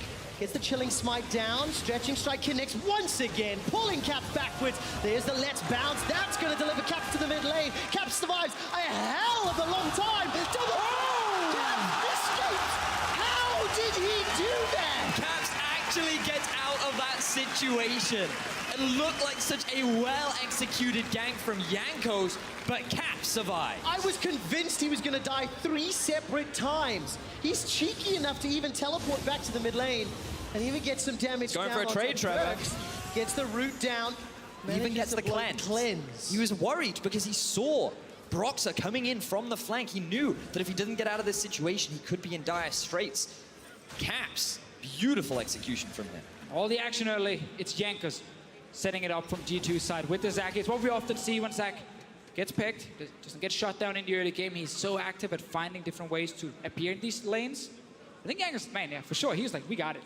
Double flash to try to finish. I think Caps just shielded himself in time to stay alive towards the end. So 2 big summoners blown on G2 side. Of course, the same for Caps. So 10 minutes into the first game, G2 with a small gold lead, nothing to speak of. CS differences also negligible. Only Reckless with a small lead. He's picked himself up that BF sword after returning back to lane, and towers have not necessarily been chipped a whole lot, so we're definitely into this mid to late game team fight, team comp style. But look at Fnatic, they've taken control over the bot side river. You would imagine that their initial goal is to go towards this Cloud Drake, an objective that if you get in the early game, does give you that extra bit of movement speed, makes these movements a little bit easier around the map. What we typically see from Fnatic though, when Reckless gets a few items under his belt, is to start playing more towards his lane. Tristana is still one of the best at taking down early turrets. He has the attack speed to actually get a few hits off and then back away. We already saw Broxah down here. He just recalled. If Caps can push in the mid lane, he can roam first. Perk should always be able to match though with the Rise ulti. So it makes it a little bit easier for G2 to defend against Fnatic's potential siege in the bottom lane. I'm just keeping my eyes on what Jankos is up to. We talked a little bit in the draft about how he could look to set up a lot of ganks around the middle lane. So far, he's found one successful gank. And given that there is no flash, I feel like a repeat gank in that area of the map would make sense. This time, I would expect Caps to not be able to get out. We see one of the problems for Fnatic is warding around mid to protect him. Jankos is not spotted at the moment, coming from that top side. Caps is playing very safe. He's okay for now. He didn't pull a trigger to Fischio. Jankos very, very active in the early game. We've seen multiple ganks while he's only secured 1 kill. There's a replay of the mechanics at the bottom of your screen. Just really well played. Yeah, so keep an eye on the shield. It was used initially there. Karma gets also, I believe, the heal off of the W as well. And then just as they flash in, the shield just comes off cooldown once again. Good management of his abilities to get the most out of that situation. Question. Didn't even see. Oh, Broxah even body blocked. Holy, that would have actually killed him as well. Whether that was intentional or not. We'll assume it was intentional. Awesome. That was awesome. Broxah saving Caps' life. Now, I have a question for you, gentlemen. Broxah has been silent for 12 minutes on that Sejuani. His team is still even, 600 gold behind. That's not a whole lot to speak of. When does he start activating for Fnatic? I know we've talked about the Reckless 2-item spike. Is it really just that simple? I think for him, if you look at G2's summoner spells, it is almost impossible to set up a gank of his own. There's cleanse in the mid lane, there's cleanse from the enemy support, and that support can also eat his AD carry in case he's the one getting hit. So it's very difficult for Broxah to be active. His job is mainly just to keep up in farm and experience, and then try to get vision down to spot where Jankos is going. But that does give some control to G2 Esports at the moment. And that means they get the dragon. There's no contest here. If you look at the vision from Fnatic, there's nothing to spot it out. So the first dragon of the finals, the Cloud secured amid some golf claps here in the Royal Arena, and Jankos has the potential of another gank, but there's some respect from Reckless and Hylissang. They're back away. This is a very classic game one of a final, where both teams are taking a little bit easy. No one is going for something completely crazy in the early game. Of course, also with scaling on both sides, the way you want to play these compositions is technically just farm up early on. The top laners are trading a little bit, but not a whole lot should happen from it, seeing as there's no junglers nearby. So we're talking about scaling. We're heading into the mid-game. Do you prefer one team scaling over another? To Fischio, what do you think? Oh, I think with Tristana for Reckless on one side, but a Jinx on the other one, it gets very evenly matched. The problem, of course, for Fnatic is that Karma's own damage, because she only has one real big damage ability to use, is definitely not the same as a Rise. But if Karma with her utility can make sure that someone like Reckless gets enough time to actually kill the front line of G2, then that might not matter at all. Jankos is trying again, though. Yeah, a little bit of opportunistic, as Caps is able to use that movement speed to escape, throws down the shield and the E and clears out the wave. Still holding his own. I guess it comes down to playstyle then, because of course you've got the Feast on the side of G2, so they have a little bit of an advantage in that Baron pit. Yeah, and also, just touching on that Feast around, we've got to look at Hylissang in the middle lane. Once again, looking for another row. All right, let's take a look. Perks has already sidestepped Hylissang's Winter's Bite, and both of these mid laners, man, they are not going to give up easy kills. It has to be earned, it has to be taken on this stage, because neither of them have made missteps just yet.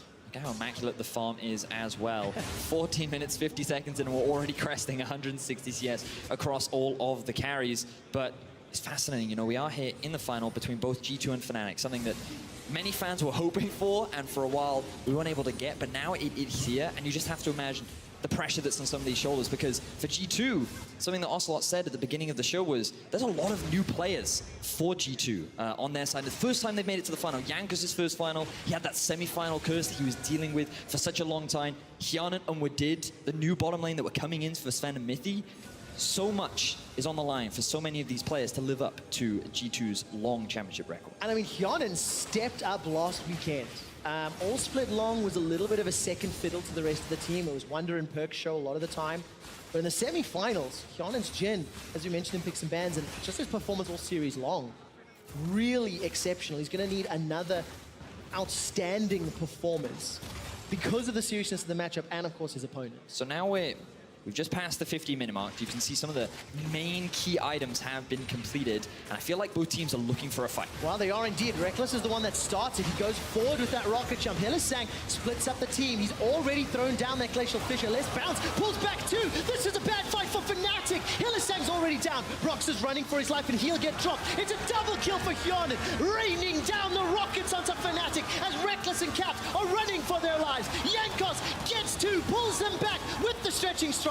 Defensive flash from Caps, and G2 find another, the third of the fight. It's a whitewash, and G2 are crushing Fnatic. And Fnatic started this fight here. Reckless jumped in first, but then it was G2 reacting instantly, and they knew they could win it from the get-go. 2 kills now onto the Jinx. We just had a slow early game. Everyone just matching farm. When we talk about the scaling, we talk about a Jinx, she's now getting fed. Now it's Hjarnan and Wadid that go up to clear out the control ward, but Fnatic are in a position where they think they can collapse. It's a 3-on-3 initially, but then look at the Rise ultimate and the TP coming in from the flank. G2 just react quicker, and Reckless is forced out of the fight from the get-go. And also with Perks matching with that Rise ult, we talked about that earlier, how he can just follow to one of the side lanes, and he's there instantly. And this Zac pick from Jankos as well, setting up so much CC. They all need to pull back 2 members of Fnatic so they can't flash away to safety. So far, the Zac has been huge for G2 Esports. And now that is a 3-0 fight for G2 Esports. They've gotten a very solid early game lead, and a lot of the gold is funneled into Hjarnan. Defisho, you mentioned it. Trevor, you were just talking so much about he is an individual that eyes are on. Hjarnan versus Reckless, the battle for the better Swede. So far, it's Hjarnan that has the advantage. And let's see if we can keep it up, of course, because G2 have got that 2,000 gold lead. They've got a 4-kill advantage.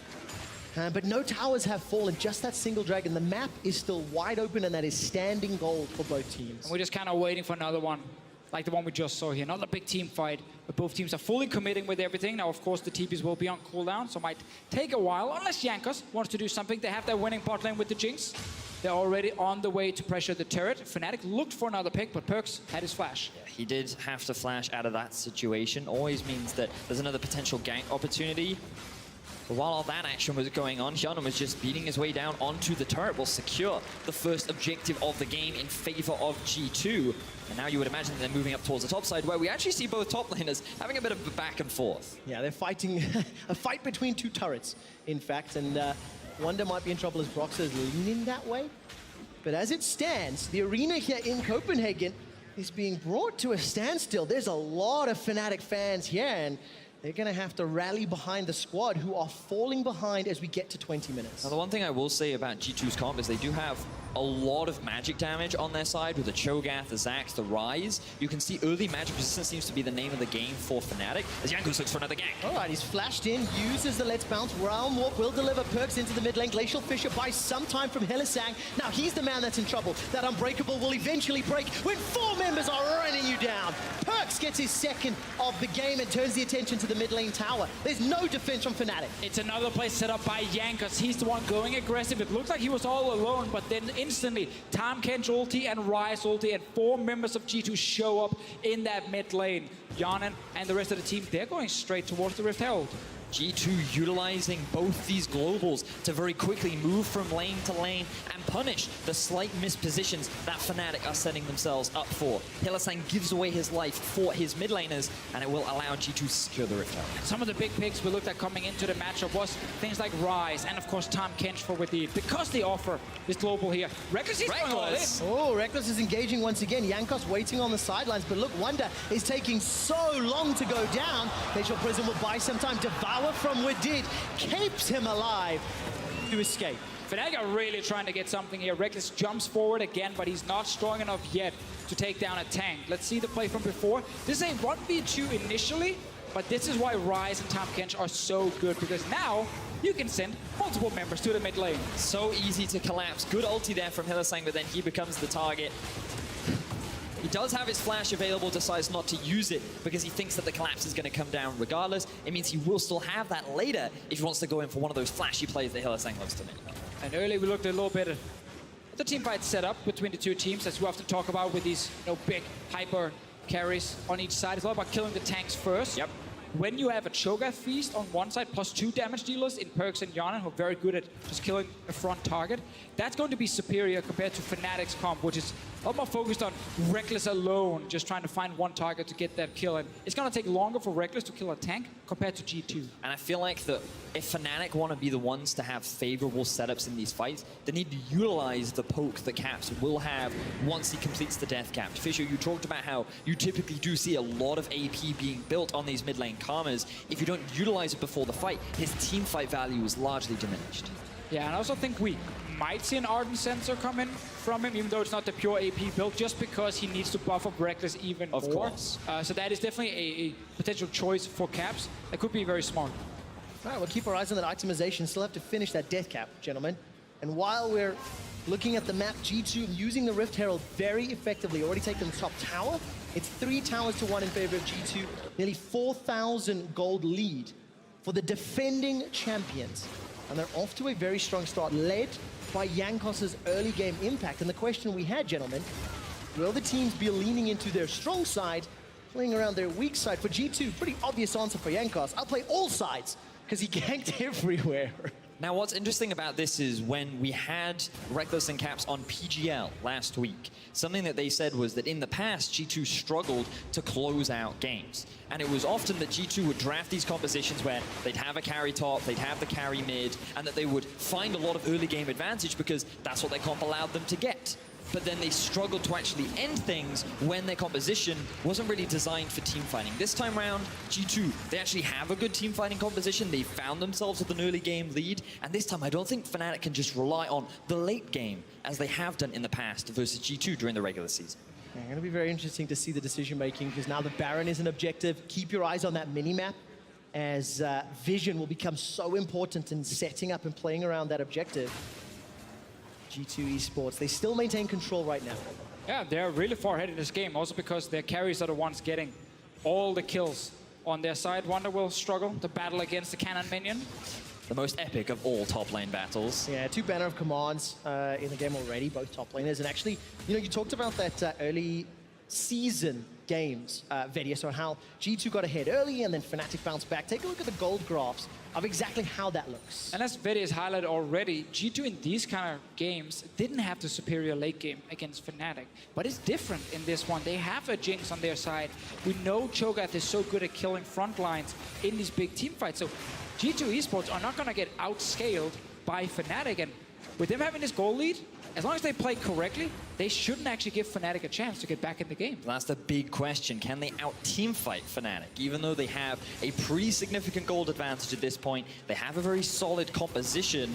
Fnatic, you can never underestimate them when you get into that 5v5 scenario. Absolutely not, especially when Reckless is on Tristana. Taking a look at the items, though, a little behind. Eye-Edge, Shiv, and Zeal for Reckless, going against the Hurricane and Rapid Fire Cannon for Hyanan. Void Staff picked up for Perks.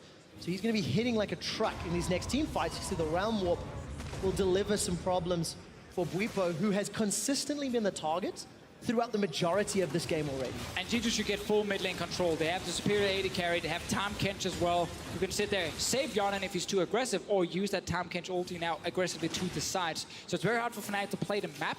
they actually have to just concede the side lanes against the Ryze and the Cho'Gath, and it becomes all about the Baron. G2, they're starting it now. Let's see if they want to turn for the fight. Find out. Teleport's coming They can just in. finish. They're gonna rush it. They're gonna rush it. Instant Smite is available. Baron is already secured. Brox is now in the pit, but he's left alone. Glacial Fissure comes down as Wadid is going low. Gonna get knocked out by that seismic shove. Here comes it's a big one. Fnatic may have found the fight. Jankos is going low. Cell division not yet popped. Whippo's already killed the backline. Flash for the regular sack. Fnatic are chasing. They're trying to cuss G2. They've done it. Perks is get one back. This is a messy fight as Baron will only be on a few members. Jankos has escaped with his life, and Perks will be looking to run down. Gonna try to survive, but in a 3-on-1, it is a matter of time, and your MVP will close it out with Hylissang. What a huge fight for Fnatic. We were just talking about how you cannot afford to underestimate them in the 5v5, and G2, they were just grouped up in that Baron pit. It made it so easy for Fnatic to get the collapse, get the damage that they needed, and while they did not secure the Baron, they secured themselves 4 kills. Well, let's see it one more time here. Perks' ult is not available. Otherwise, you normally kill the Baron and ult out with the Ryze and the entire team. But here it is now means they're stuck in the Baron pit. And look at the bottom of your screen.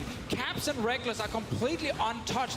The only members taking damage from Fnatic are the tanks in the front. And this suddenly means that G2, despite being ahead in gold, cannot win the fight. Oh, and then you're just setting up so nicely for Reckless. He had the pentakill in his eyes, and while he did not get the last hit, he was able to help his team secure the winning fight. Only a single member walks away with the Baron on G2. And it's very big to highlight that before this Baron was started, Perks used that Ryze ult to try and catch out a Sion.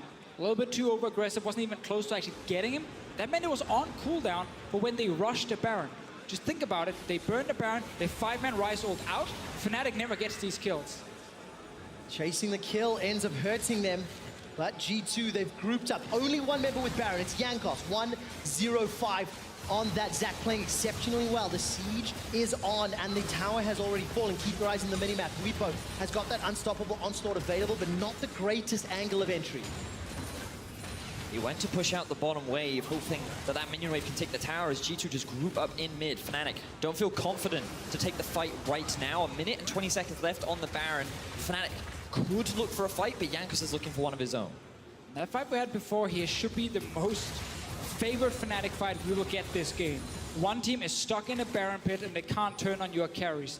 That should not happen again. G2 are still in control, despite giving over some kills to the enemy AD carry.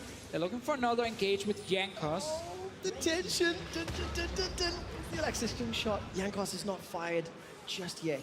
This is apparently not bronze solo queue where you face check everything. You've got Top tier quality. You've got to show respect as well, but also Jankos has to be smart about his engage, because while he can create that kind of a distance between himself and the enemy team, the rest of his team can't always follow up on that. So he has to make sure that everyone else from G2 can follow up if he gets that kind of an engage. Definitely the case. I mean, G2, yes, they're still in the lead. They got the gold from Baron, which means they are close to 4,000 gold up. Almost exactly, in fact. But taking a look at itemization really quick. Quicksilver Sash for Reckless. Keep himself alive with his 3rd damage item and the Zeke's Convergence as well. Locket of Iron Solari, so there's some tools there. And as we crossed 30 minutes on the clock, you're starting to feel that ticking time bomb of Ryze plus Jinx. I think a lot of AD carries would not go QSS here. I agree. You have a lot of protection around you, but I've seen Reckless do this before when he's on mobile AD carries, because it probably makes him feel more confident in playing aggressive and being in the front. So it's a defensive item built to allow him to be more aggressive. Jankos, he's going in though. All right, Let's Bounce is available. He's going to get rooted down. Just use defensively. Jankos pulls nobody back. This is a good start for Fnatic. Hylissang jumps onto the front line using that shield. Sometime. Yaren is down! Reckless dunks him! It's a double kill for Fnatic, and they've got the advantage. Whippo comes up huge, gets a knock-up onto Hyanan, and the rest of Fnatic collapse. They have their eyes on the Infernal Drake, and they secure themselves another team fight win. Oh, Fnatic, that was a big one from them. It was even fighting, but we saw Reckless get a ton of time to hit the front end of G2 before we got any fire back from G2 Esports themselves, and suddenly it's Fnatic in control. Gotta track what Wadid used his consume on, because that was gonna be the primary target to keep Hyanan alive. G2 ended up with a negative Baron power play as Fnatic have come back into this game strong. G2, they were waiting for Hyanan's flash to be ready, but it wasn't up for the fight. And then without the time catch there, because he devoured Wonder to try and make sure he stayed alive, it suddenly meant that Whippo with a big knock-up can actually destroy Yanin. Just before that fight, Ardent Sensor also picked up by Cap, so all the tools to play into the Fnatic camp. That gold lead is dwindling. Gigantic crits onto Hyanin as the tower is now being focused. 4 towers to 4, and Fnatic are clawing this game back from the early game deficit they found themselves in. You know, and it's funny because we talked about how G2 have this team fight composition. They shouldn't fall prey to the mistakes of the past where they get these early leads and then they end up losing them. But let's keep our eyes on Wadid. You know, because he's going into the fight. The initiation starts from Jankos. The ulti from Brox actually lands onto him, but he thinks, oh no, I have to keep Wonder alive because he's getting chunked down by Reckless. But then he realizes, the actual carry that I need to protect ends up getting caught. And Fnatic are very quick to punish. Gentlemen, can I just bring up a graphic we saw a little bit earlier that reminded me of how G2 and Fnatic games went. And this is exactly what we were just about to talk about, right? The fact that G2 got this early lead, and in the past, their composition was a large reason as to why they ended up falling behind in the late game. But now, Fnatic are just finding these opportune fights and putting G2 in these situations that they're always the ones coming out behind them. But if you're G2 Esports, you can still mentally reset, tell yourself you have a great late game comp, you still have a Jinx on 4 fully completed items at 30 minutes.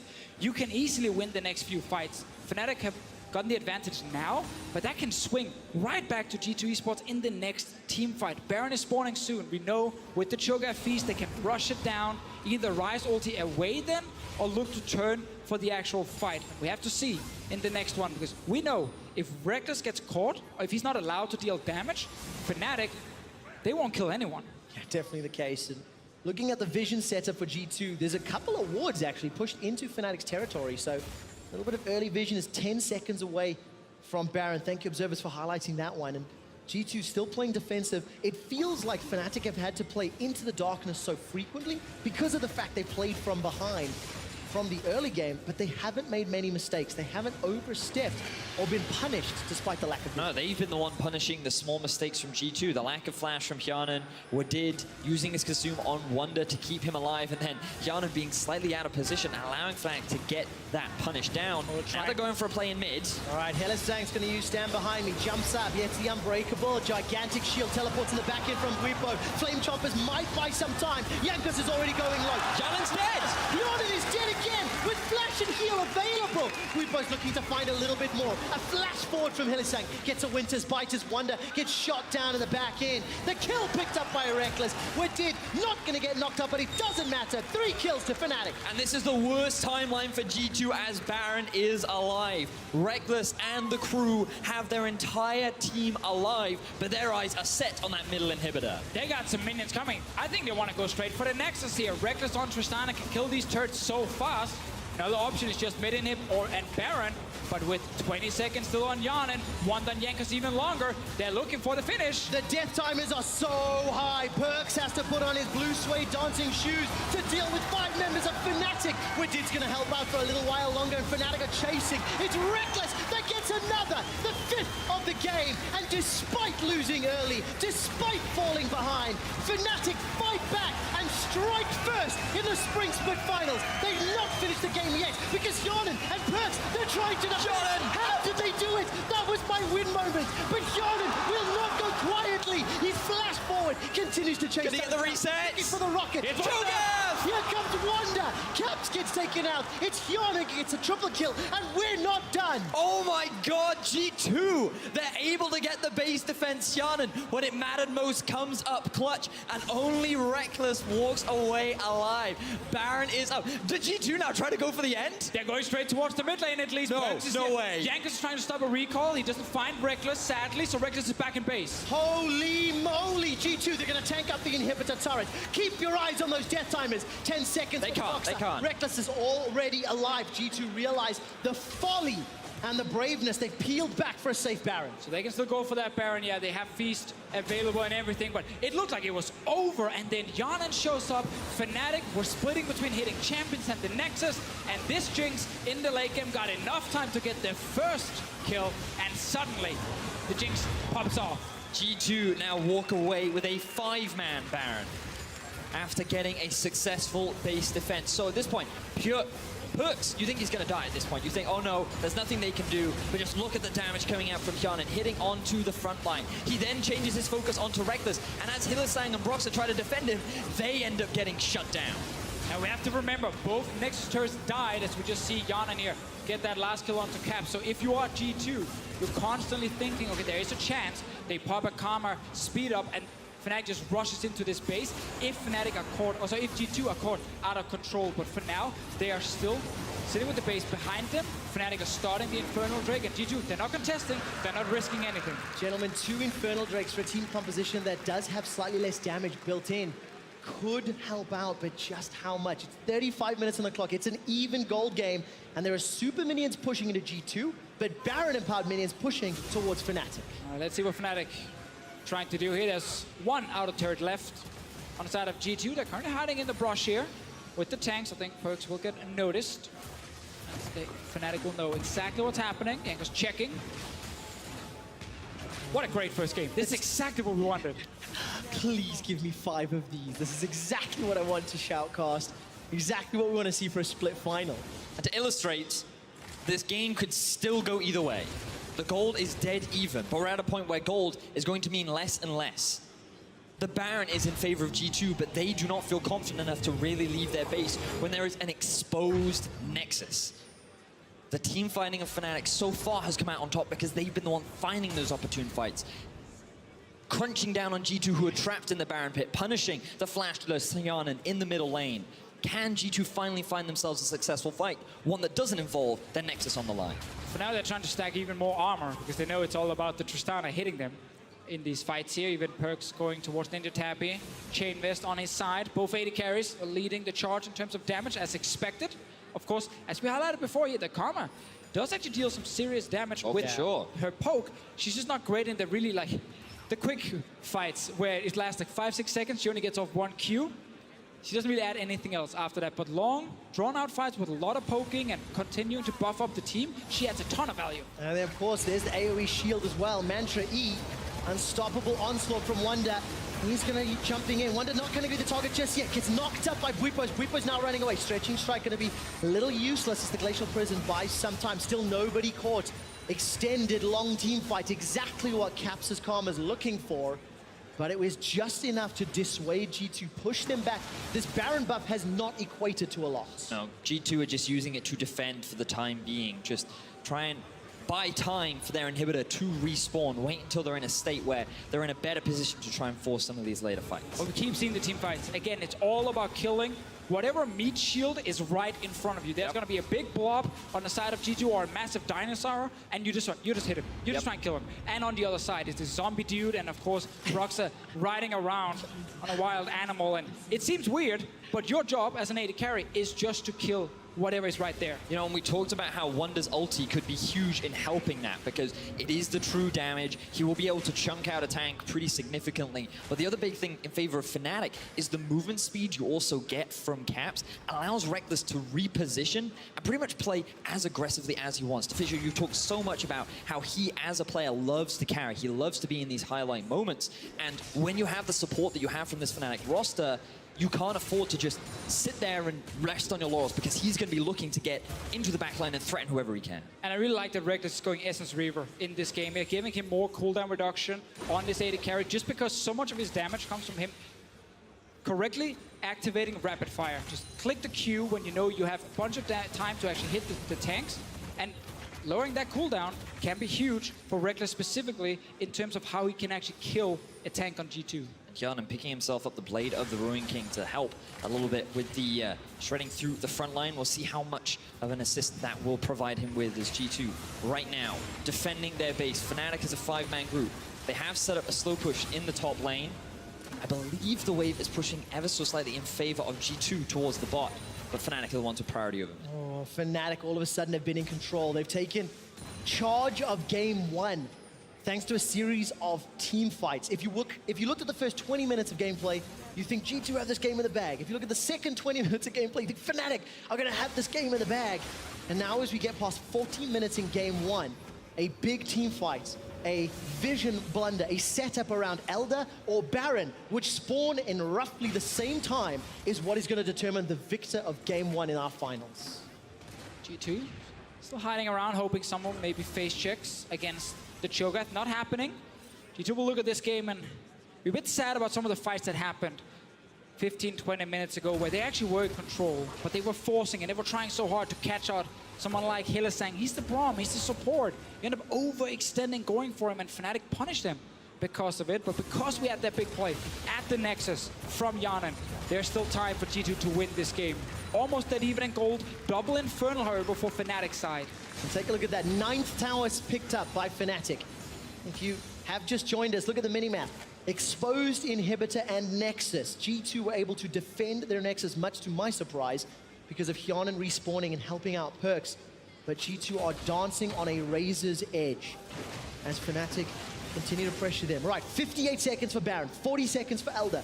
Some vision in G2's territory for Fnatic, but neither of them have set up significant steps towards either objective. It's really important to keep an eye on the vision control, because Fnatic, by having all 3 lanes pushed up, they could maintain control over G2's half of the map. But with all the vision that they've now restocked themselves with, they can look to get mid-priority and start playing around either Elder or Baron. You have to remember some of these AD carries in the late game. They can solo the Elder Drake.